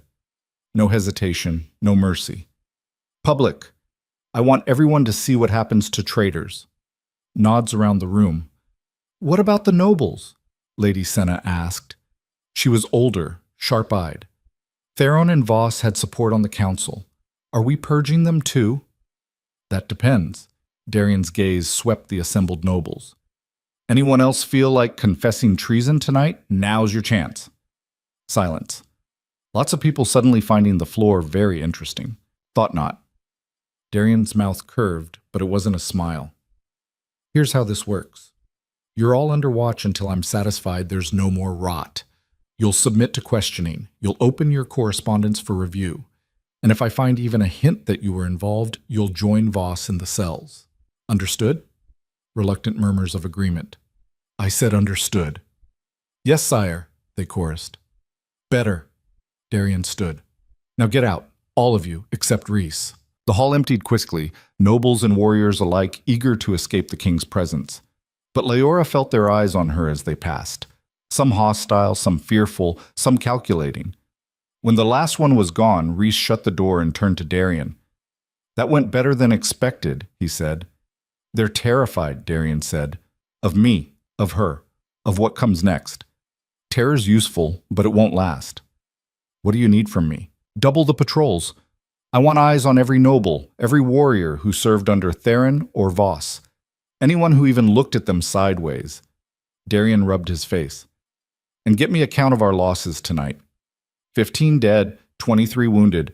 Could have been worse. Could have been better." Darian looked at Leora. "If she hadn't screamed when she did, we'd all be dead," Rhys finished. He studied Leora with an unreadable expression. "I owe you my life, girl. We all do." Leora didn't know what to say to that. Rhys seemed to understand. He just nodded and headed for the door. "I'll have those traitors ready for execution at dawn. Get some rest, both of you. Tomorrow's going to be ugly." When he was gone, Darian sank back into his chair and closed his eyes. "You should go," he said quietly. "Get some sleep." "Where?" Leora asked. "The servants' quarters? After what just happened?" He opened his eyes. "Point. Besides," she stood, moving closer. "You need me. The wolf's still close to the surface. I can feel it." She was right. She could feel it. Not just see it in his eyes, but sense it. Like a second heartbeat thrumming just out of sync with his own. "I don't want to use you," Darian said. You're not using me. I'm offering." Leora hesitated, then reached out and took his hand. "Let me help." For a moment she thought he'd refuse. Then he squeezed her hand and nodded.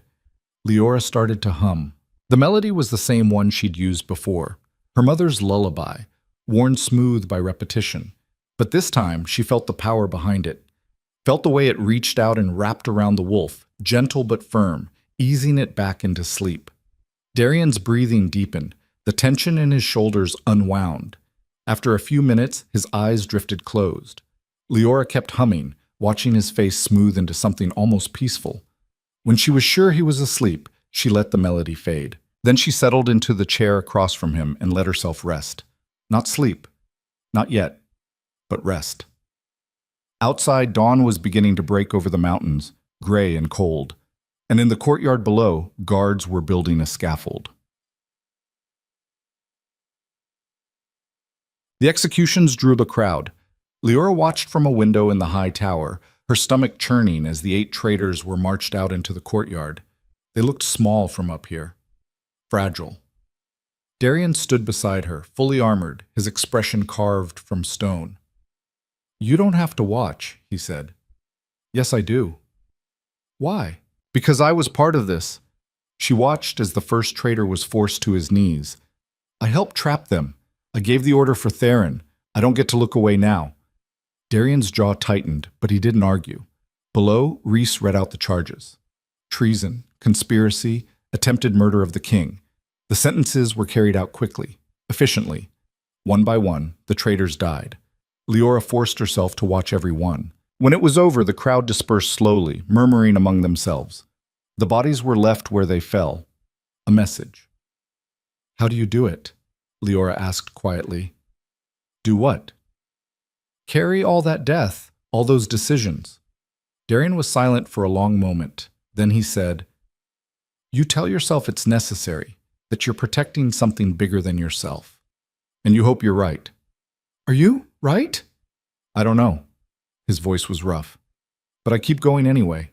Leora looked at him, really looked, at the lines around his eyes, the weight in his shoulders, the exhaustion he carried like armor. "You're not alone anymore," she said. He turned to her, surprised. "Whatever this is, kindred, power, politics, I'm in it now." Leora lifted her chin. "So you don't have to carry it all by yourself." Something shifted in Darian's expression, something that looked almost like hope. "You have no idea what you're signing up for," he said. "Probably not, but I'm doing it anyway." The corner of his mouth twitched. Rhys was right. "You are insane." "I prefer adaptable." This time he actually smiled. Small, brief, but genuine. It transformed his face. Before Leora could respond, a knock sounded at the door. "Enter," Darian called. A young guard stepped in, looking nervous. "Sire, there's someone at the gate, says he needs to speak with you, says it's urgent." "Who?" "A messenger, sire, from the southern kingdoms." The guard hesitated. "He's flying a white flag, says he's here to negotiate." Darian and Leora exchanged a glance. "Negotiate what?" Darian asked. "Surrender, sire. The southern kingdoms want to sue for peace." Silence. Then Darian started to laugh, sharp and disbelieving. "They want to surrender? Now? After 5 years of war?" "That's what he says, sire." Darian shook his head, but he was still smiling. "Bring him to the Great Hall. I'll hear what he has to say." The guard saluted and left. Darian turned to Leora. "You coming?" "Try to stop me," mocked. The messenger was a thin man in expensive clothes, clearly used to better treatment than the wary circle of wolf-blood warriors surrounding him. He bowed low when Darian entered. "Your Majesty, thank you for seeing me." "I'm not a king," Darian said flatly. "I'm an alpha. Get on with it." The messenger straightened, visibly uncomfortable. "Of course. I bring word from the Southern Coalition. We wish to discuss terms of peace." "Why now?" "Because, my lord, the war has become untenable. Our armies are depleted, our treasuries are empty, and we've recently learned that Lord Theron, who was our primary contact within your keep, is dead." So that was it. The southern kingdoms had been counting on Theron and Voss to deliver Blackridge from within. When that failed, they'd lost their opening. "What are your terms?" Darian asked. "We're prepared to recognize your sovereignty over the northern territories. We'll withdraw our forces and establish a formal border. In return, we ask for a cessation of hostilities and a trade agreement." "You're asking me to let you walk away after 5 years of trying to kill me?" The messenger paled. "We're asking for peace, my lord." "Surely that's worth something." Darian looked at Rhys, who shrugged, then at Leora. She could feel dozens of eyes on her. Warriors, nobles, servants, all waiting to see what she'd say. The kindred has spoken. Leora took a breath. "What happens to the people you conquered, the towns you burned, the families you destroyed?" The messenger blinked. I'm sorry. Who are you?" "Answer the question," Darian said coldly. That is, those territories would be returned to your control, of course." "And reparations?" Leora pressed. "For the damage you caused?" "We don't have the funds." "Then give us trade concessions, exclusive access to your southern ports, tariff-free passage for northern goods." She was making this up as she went, but the words came easily. "You want peace? Fine, but it's going to cost you." The messenger looked at Darian. "Is she authorized to negotiate on your behalf?" "She is now," Darian said. The messenger swallowed hard. I'll have to take these terms back to the coalition." "You do that," Leora said, "and tell them they have 1 week to respond. After that, the offer expires." The messenger bowed again, backing toward the door. "Of course. 1 week. Thank you, my lord. My lady." When he was gone, the hall erupted. Half the warriors were laughing. The other half looked stunned. Rhys was grinning. "Did you just strong-arm the southern kingdoms into giving us trade monopolies?" "I have no idea," Leora admitted. "Did I?" "Oh, you absolutely did." Rhys clapped Darian on the shoulder. "I like her." Darian was staring at Leora with an expression she couldn't quite read. "Where did you learn to negotiate like that?" "I didn't. She shrugged helplessly.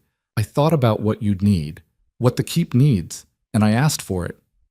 Most people don't have the nerve to demand trade concessions from enemy kingdoms. Most people aren't standing in a room full of wolf-bloods who just watched their king execute 8 traitors." Leora met his eyes. "I figured I'd better make myself useful." Darian's mouth curved. Mission accomplished. Over the next few hours, word spread through the keep like wildfire. The southern kingdoms were suing for peace. The servant girl had negotiated the terms. The king had listened to her. Leora felt the shift happening in real time. The way people looked at her, spoke to her. She was no longer invisible. Some people bowed as she passed. Others whispered and pointed. And a few, mostly the younger warriors, looked at her with something close to awe. It was terrifying and exhilarating in equal measure. That evening, Darian called another council session. This one was smaller, just the remaining nobles and senior captains. The southern kingdoms want peace, Darian announced, which means the war is effectively over. But that doesn't mean we're safe. The eastern clans are still hostile. The Blackwood mercenaries are still looking for work, and we've just purged a significant portion of our leadership. We need to rebuild, Rhys said. Fast, before our enemies realize how vulnerable we are. Agreed. Darian looked around the table. Which means changes, starting with the council. Nervous glances. I'm dissolving the old council structure, Darian continued. Too much opportunity for conspiracy. Too many competing interests. From now on, we operate with a war council. Smaller, more efficient. People I trust. He gestured to Rhys. Rhys, you're my second. That's not changing. Rhys nodded. Captain Aldrich, you'll oversee the eastern defenses.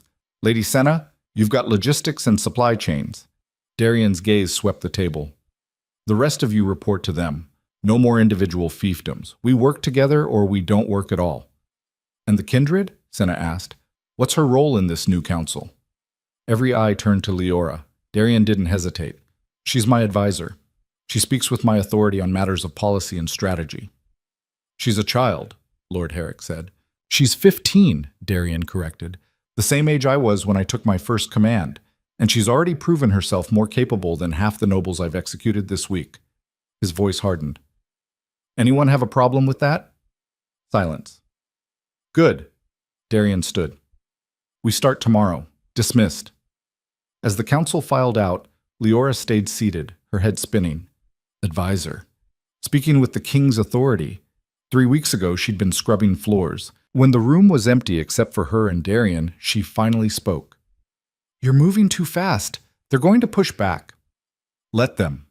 Darian leaned against the table, arms crossed. I'm done playing politics. Done trying to appease nobles who'd sell me out for a better deal. This kingdom needs strength, unity, and if they can't see that, they'll see it, Leora interrupted. Eventually, but you need to give them time to adjust.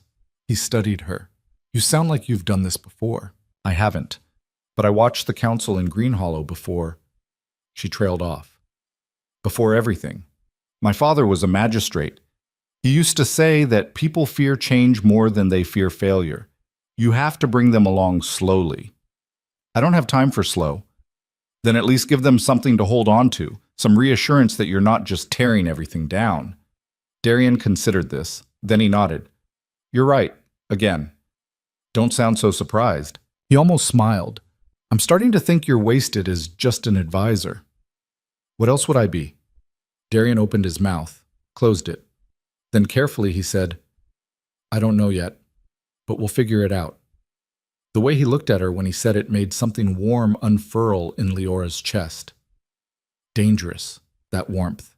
Dangerous and complicated and absolutely not something she could afford to think about right now. I should go, she said, standing. People are going to talk if I spend all my time up here. People are already talking. Then let's not give them more ammunition. Darian straightened. Leora. She turned back. Thank you, he said quietly. For tonight. For all of it. You'd do the same for me. Would I? Yes. She said it with absolute certainty. You would. He looked at her for a long moment, then he nodded. Leora left before the warmth in her chest could grow into something she couldn't control. Behind her, she felt his eyes following her all the way to the door. The next week was chaos. The Southern Kingdoms sent their formal acceptance of terms. The trade agreements were signed, the borders were redrawn, and Blackridge Keep slowly, painfully, began to heal. Leora found herself pulled in a dozen directions at once, sitting in council meetings, reviewing supply requests, mediating disputes between warriors who still weren't sure what to make of her. She learned quickly. Had to. And slowly, grudgingly, the keep began to accept her.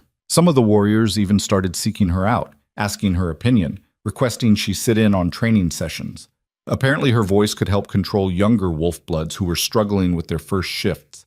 It was exhausting, overwhelming, but for the first time in 3 years, Leora felt like she was building something instead of just surviving it.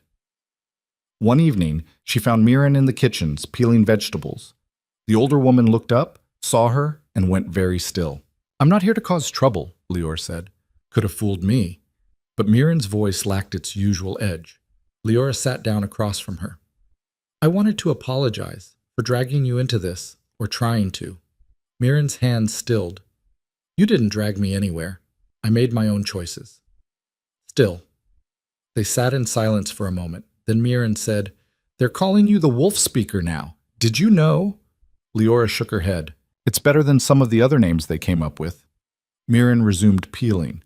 You've changed things here, girl. Not all for the better, maybe, but changed them. Is that a compliment? It's an observation. Mirren glanced at her. But for what it's worth, I'm glad you didn't stay quiet. Coming from Mirren, that was practically a declaration of friendship. Leora smiled. Me too. Me. Later that night, alone in her new quarters, not the servants' room anymore, but a small chamber near the high tower, Leora stood at the window and looked out over the keep. Torches flickered in the courtyard. Guards paced the walls. Somewhere in the barracks, warriors were laughing. It wasn't perfect. It wasn't even close. But it was home. And for the first time since Green Hollow burned, Leora thought maybe, just maybe, she could build something here that lasted. A knock at the door pulled her from her thoughts. Come in. Darian entered, looking worn but alert. Can't sleep? Too much in my head. You? Same. He moved to stand beside her at the window. Reese says the Eastern patrols are reporting movement. Could be scouts. Could be nothing. Or it could be the next threat. Always is. He glanced at her. You ready for it? Leora thought about that. About everything she'd survived. Everything she'd learned. About the power humming under her skin and the responsibility settling on her shoulders. Ask me tomorrow, she said. Darian huffed a quiet laugh. Fair enough. They stood together in comfortable silence, watching the keep settle into night. And for the first time in a long time, neither of them felt alone. Tomorrow came with blood on the wind. Leora woke to the sound of bells. Not the slow toll of morning prayer, but the rapid, urgent clang that meant only one thing. Attack. She was out of bed and dressed in seconds, her heart already racing. Outside her window, the courtyard was chaos. Warriors running for their positions, servants scattering for cover, captains bellowing orders. She grabbed her cloak and ran. The great hall was already packed when she arrived. Darian stood at the center, still buckling his armor, his face carved from stone. Reese was beside him, pointing at a map spread across the table. At least 200, maybe more, Reese was saying. They hit the eastern outpost an hour before dawn, killed everyone. Now they're moving on the keep. Who? Darian demanded. Blackwood mercenaries, best we can tell, but they're organized. Too organized for a random raid. Reese's jaw tightened. Someone hired them. Someone with money and a grudge. Leora pushed through the crowd. Voss? Every head turned. He's still in the cells, Darian said. He doesn't have to be free to send messages. Leora moved to the table, her mind racing. Before you arrested him, he had weeks to plan. He could have sent word out, hired the mercenaries as insurance. She's right, Reese said grimly. Voss had connections all through the Blackwood. If he promised them enough gold, they'd attack even after he was captured. Darian's hands clenched into fists. Damn him. We can worry about Voss later, Leora said. Right now, 200 mercenaries are heading this way. What's our count? 150 warriors fit to fight, Reese said. Another 30 wounded but mobile. The rest are civilians. Outnumbered. And the mercenaries had momentum. The walls will hold, Darian said, but he didn't sound convinced. Not if they have siege equipment, Reese countered, and not if they know our weak points. Then we don't let them get that far. Leora looked at Darian. We go out to meet them. The room erupted.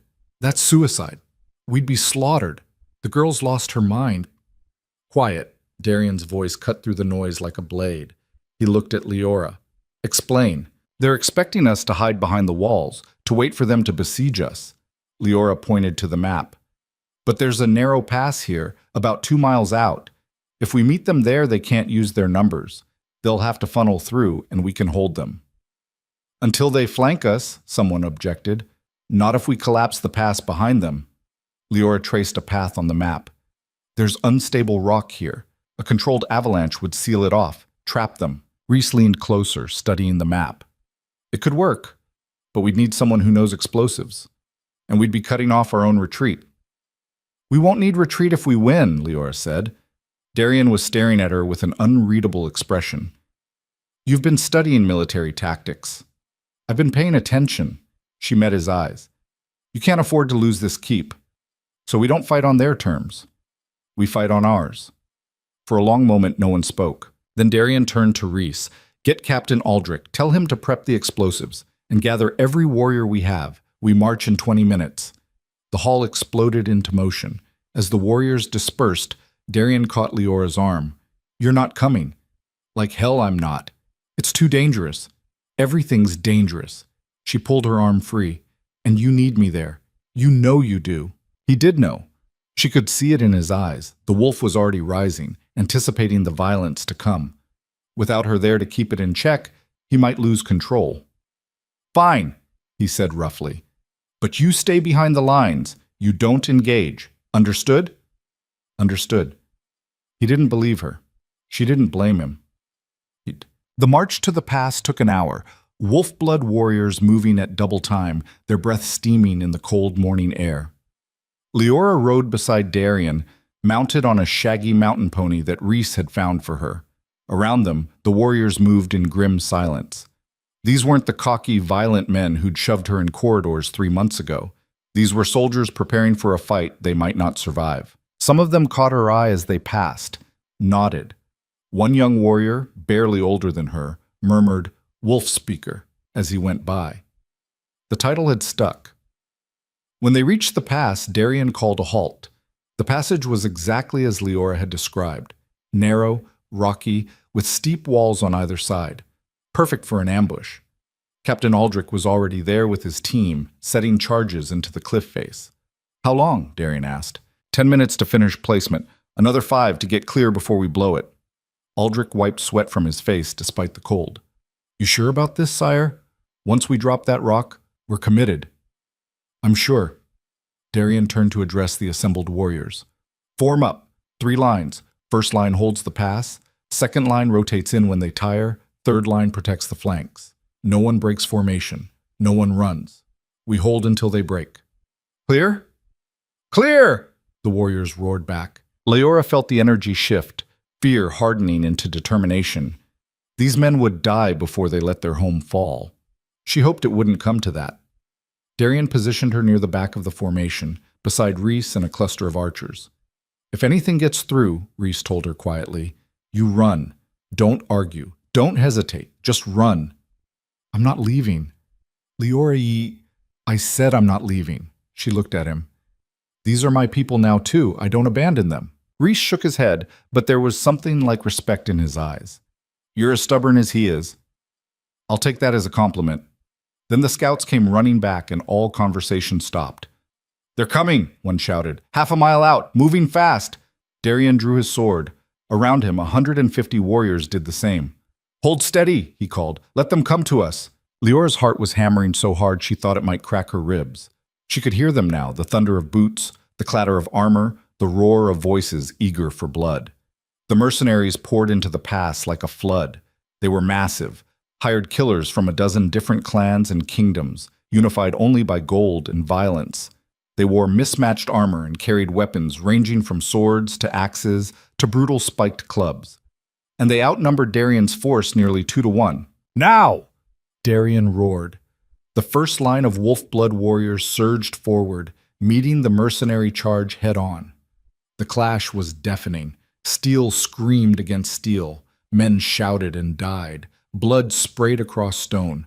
Leora watched, frozen, as the battle consumed the pass. She'd seen violence before. The keep was built on it, but never like this. Never this raw, this total. A mercenary broke through the line, charging toward the archers. Rhys stepped forward and cut him down before he made it 3 steps. Eyes up, Rhys barked at Leora. If you're staying, stay useful. Right. She wasn't here to watch. She was here to help. Leora closed her eyes and reached for that power inside her, the thing that had made mercenaries freeze, that spoke directly to the wolf. She opened her mouth and sang. Not a scream this time, a low, resonant note that rolled out across the battlefield like a wave. The wolf-blood warriors didn't stop fighting, but they moved faster, hit harder, Their movements suddenly synchronized, the wolf in each of them responding to her call, aligning with her rhythm. The mercenaries, by contrast, faltered, just for a second, but a second was enough. The line held. Again! Darian shouted, and Leora understood. He'd felt what she'd done, recognized it. She sang again, louder this time, pouring everything she had into the sound. The battle shifted. The wolf bloods pushed forward, driving the mercenaries back step by bloody step. Men who'd been flagging found new strength. Warriors on the edge of breaking held firm, but the mercenaries kept coming, wave after wave, pouring through the pass. "Where's the rest of them?" Reese muttered, scanning the battlefield. 200, we said. I'm counting maybe half that. Ice flooded Leora's veins. They split their forces. What? The attack on the outpost, it was a diversion. They're hitting the keep from another direction. Reese's face went white. We left it half defended. If they breach, they won't. Darian appeared beside them, blood spattered and breathing hard. Because we're ending this now. Aldrich. The captain looked up from where he was coordinating the archers.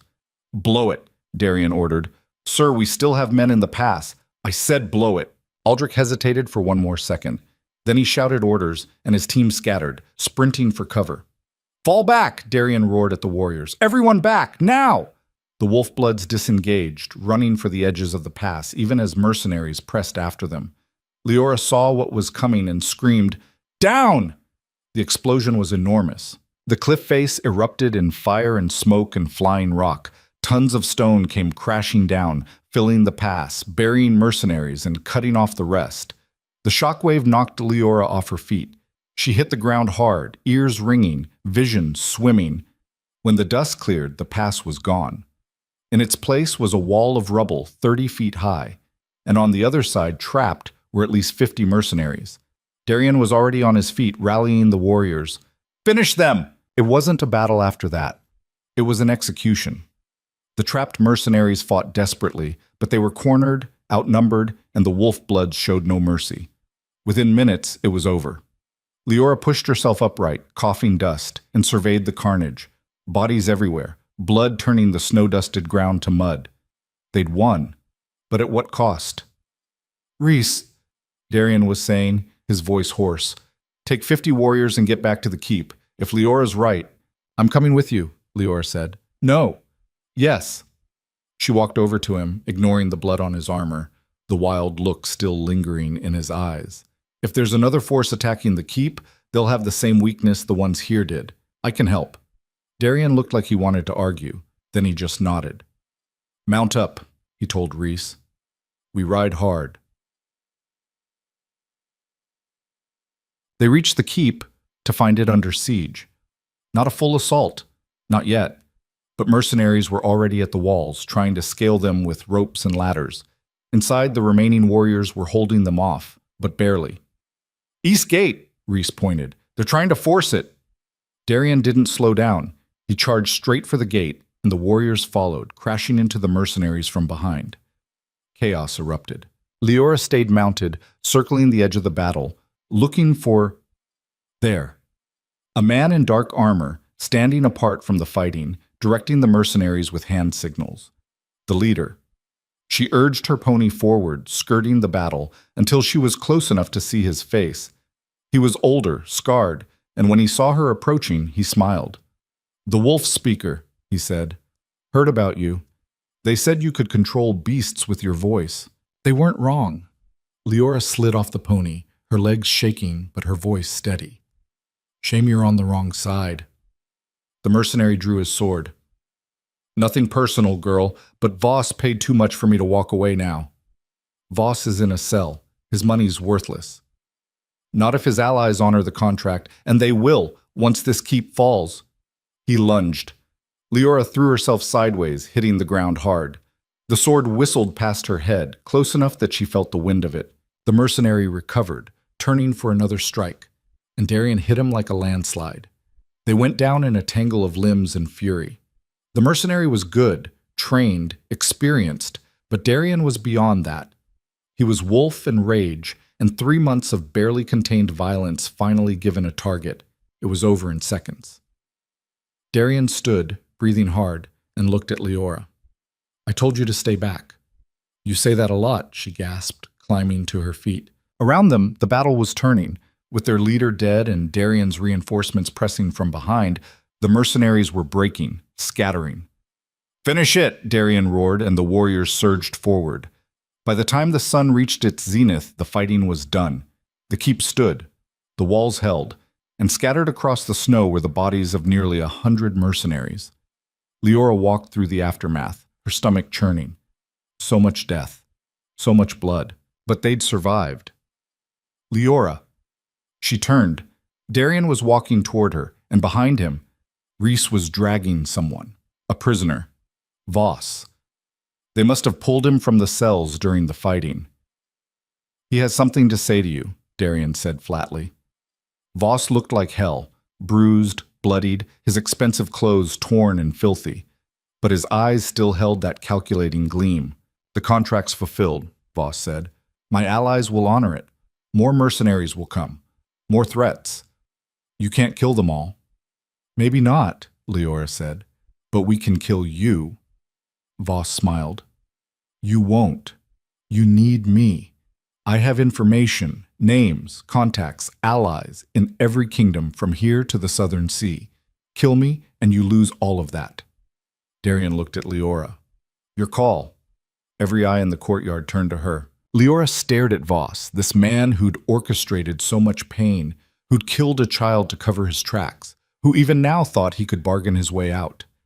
She thought about Pip, about all the servants who'd died invisible and forgotten, about 3 years of scrubbing blood from stone while men like Voss pulled strings from the shadows.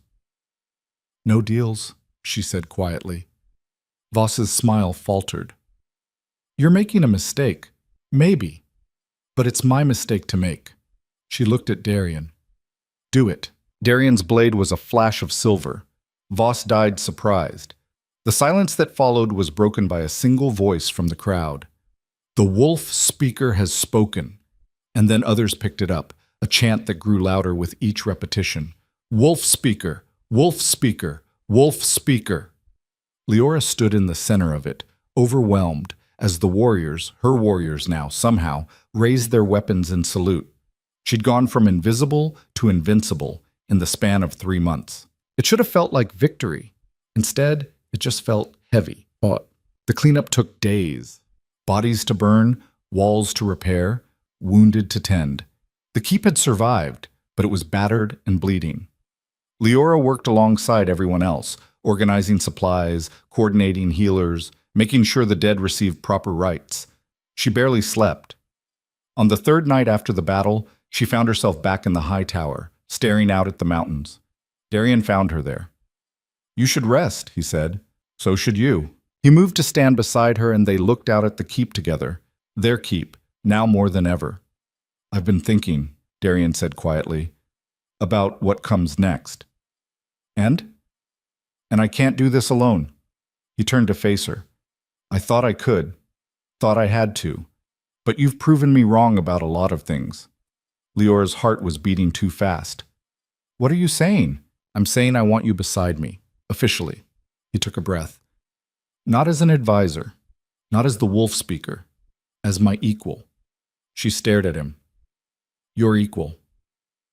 Leora, you're kindred, the last of your bloodline. That makes you royalty in your own right, older than any wolf blood dynasty, older than any kingdom. His eyes were serious. If you stand with me, if we rebuild this kingdom together, we could create something that lasts, something better than what came before.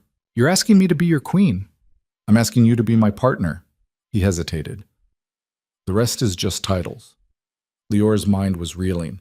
3 months ago, she'd been nothing. Now, I'm 15, she said.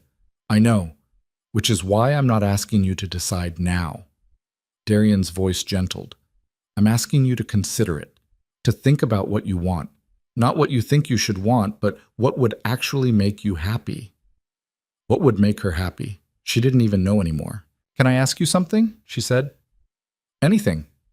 Why me? Really? Not because I'm kindred or because I can control the wolf. Why me? Darian was quiet for a long moment. Then he said, because when I look at you, I see someone who survived things that should have broken her and came out stronger. Someone who chose to fight instead of hide. Someone who made me remember why I started this in the first place. Which was? To build something worth protecting. He looked at her, and his expression was raw.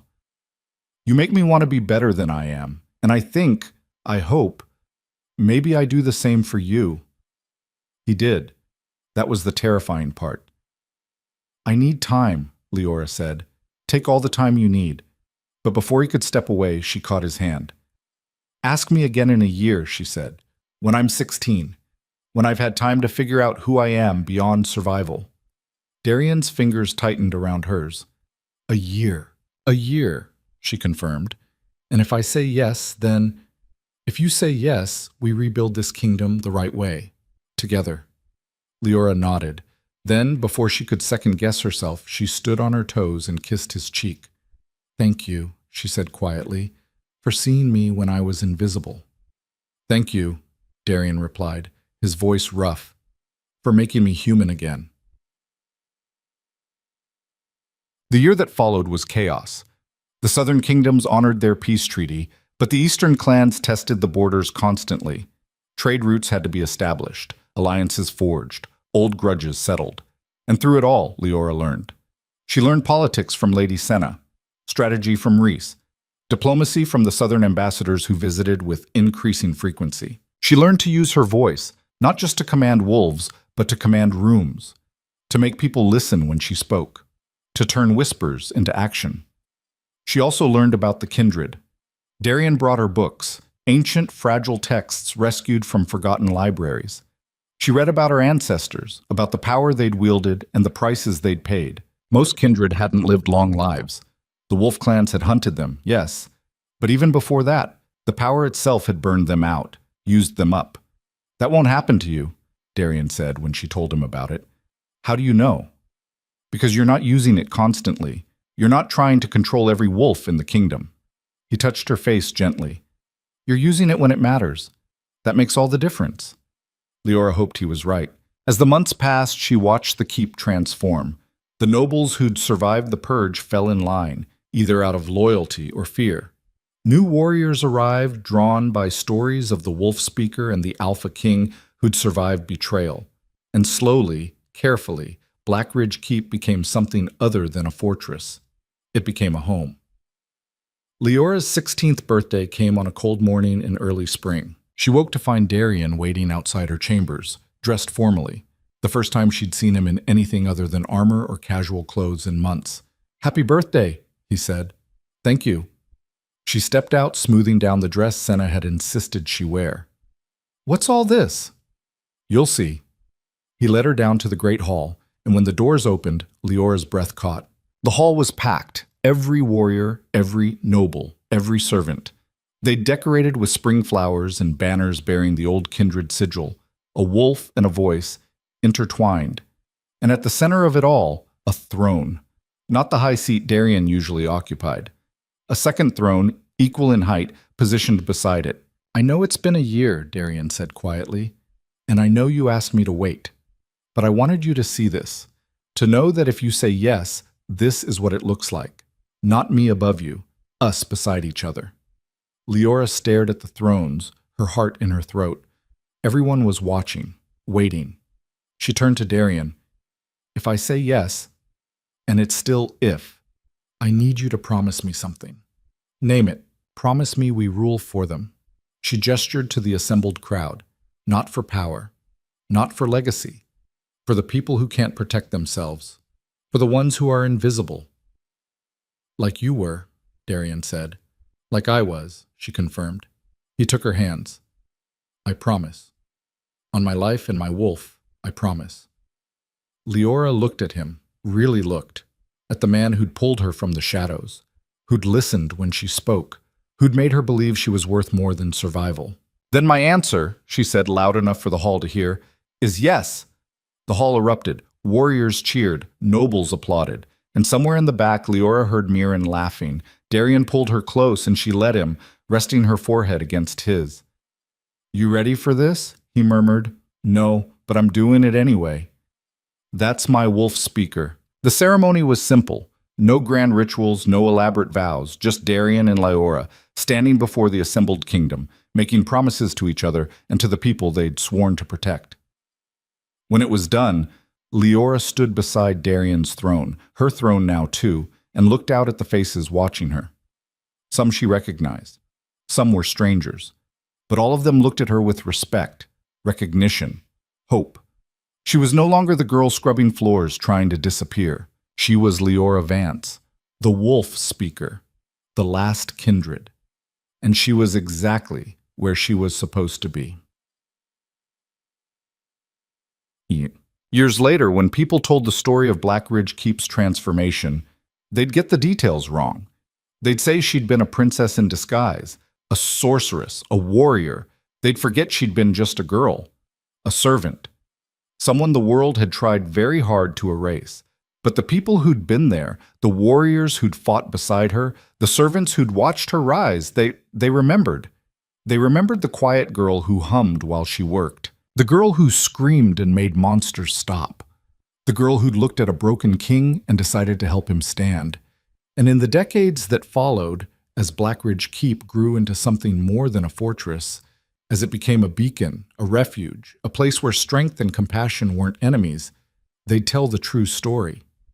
Not about a hero who saved the day, but about a survivor who refused to stay small, who found power in her voice and used it to lift others up, who proved that in the harshest worlds, survival didn't always favor the strongest. Sometimes it favored the ones brave enough to sing in the dark and refused to be silent ever again. Leora stood on the ramparts one evening, watching the sun set over the mountains. Darian joined her, his hand finding hers easily, naturally. "What are you thinking about?" he asked. "Green Hollow," she said quietly. "My family, the people I lost." "Do you regret leaving?" "I didn't leave. I was taken." She squeezed his hand. "But if they could see me now, I think they'd be proud. I think they'd say I did what I had to do to survive. And then I did more." "You did," Darian said. "You saved all of us." "We saved each other," Lyora corrected. "That's how this works." Below them, the keep was settling into evening routines. Lights flickered to life in windows. Voices drifted up, laughing, arguing, living. It wasn't perfect. It never would be. But it was theirs. And in a world built on violence and blood, they'd carved out something different. Something that would last. "Come on," Leora said, tugging Darian toward the stairs. "Senna's making us sit through another council meeting. Can't we skip it? You're the king. I'm the queen. We don't get to skip things." Darian groaned but followed her down. And as they walked through their keep, their home, surrounded by people who'd follow them into fire, Leora felt something she hadn't felt in years. Peace. Not the absence of conflict, but the presence of purpose. She'd started as nothing. She'd become everything.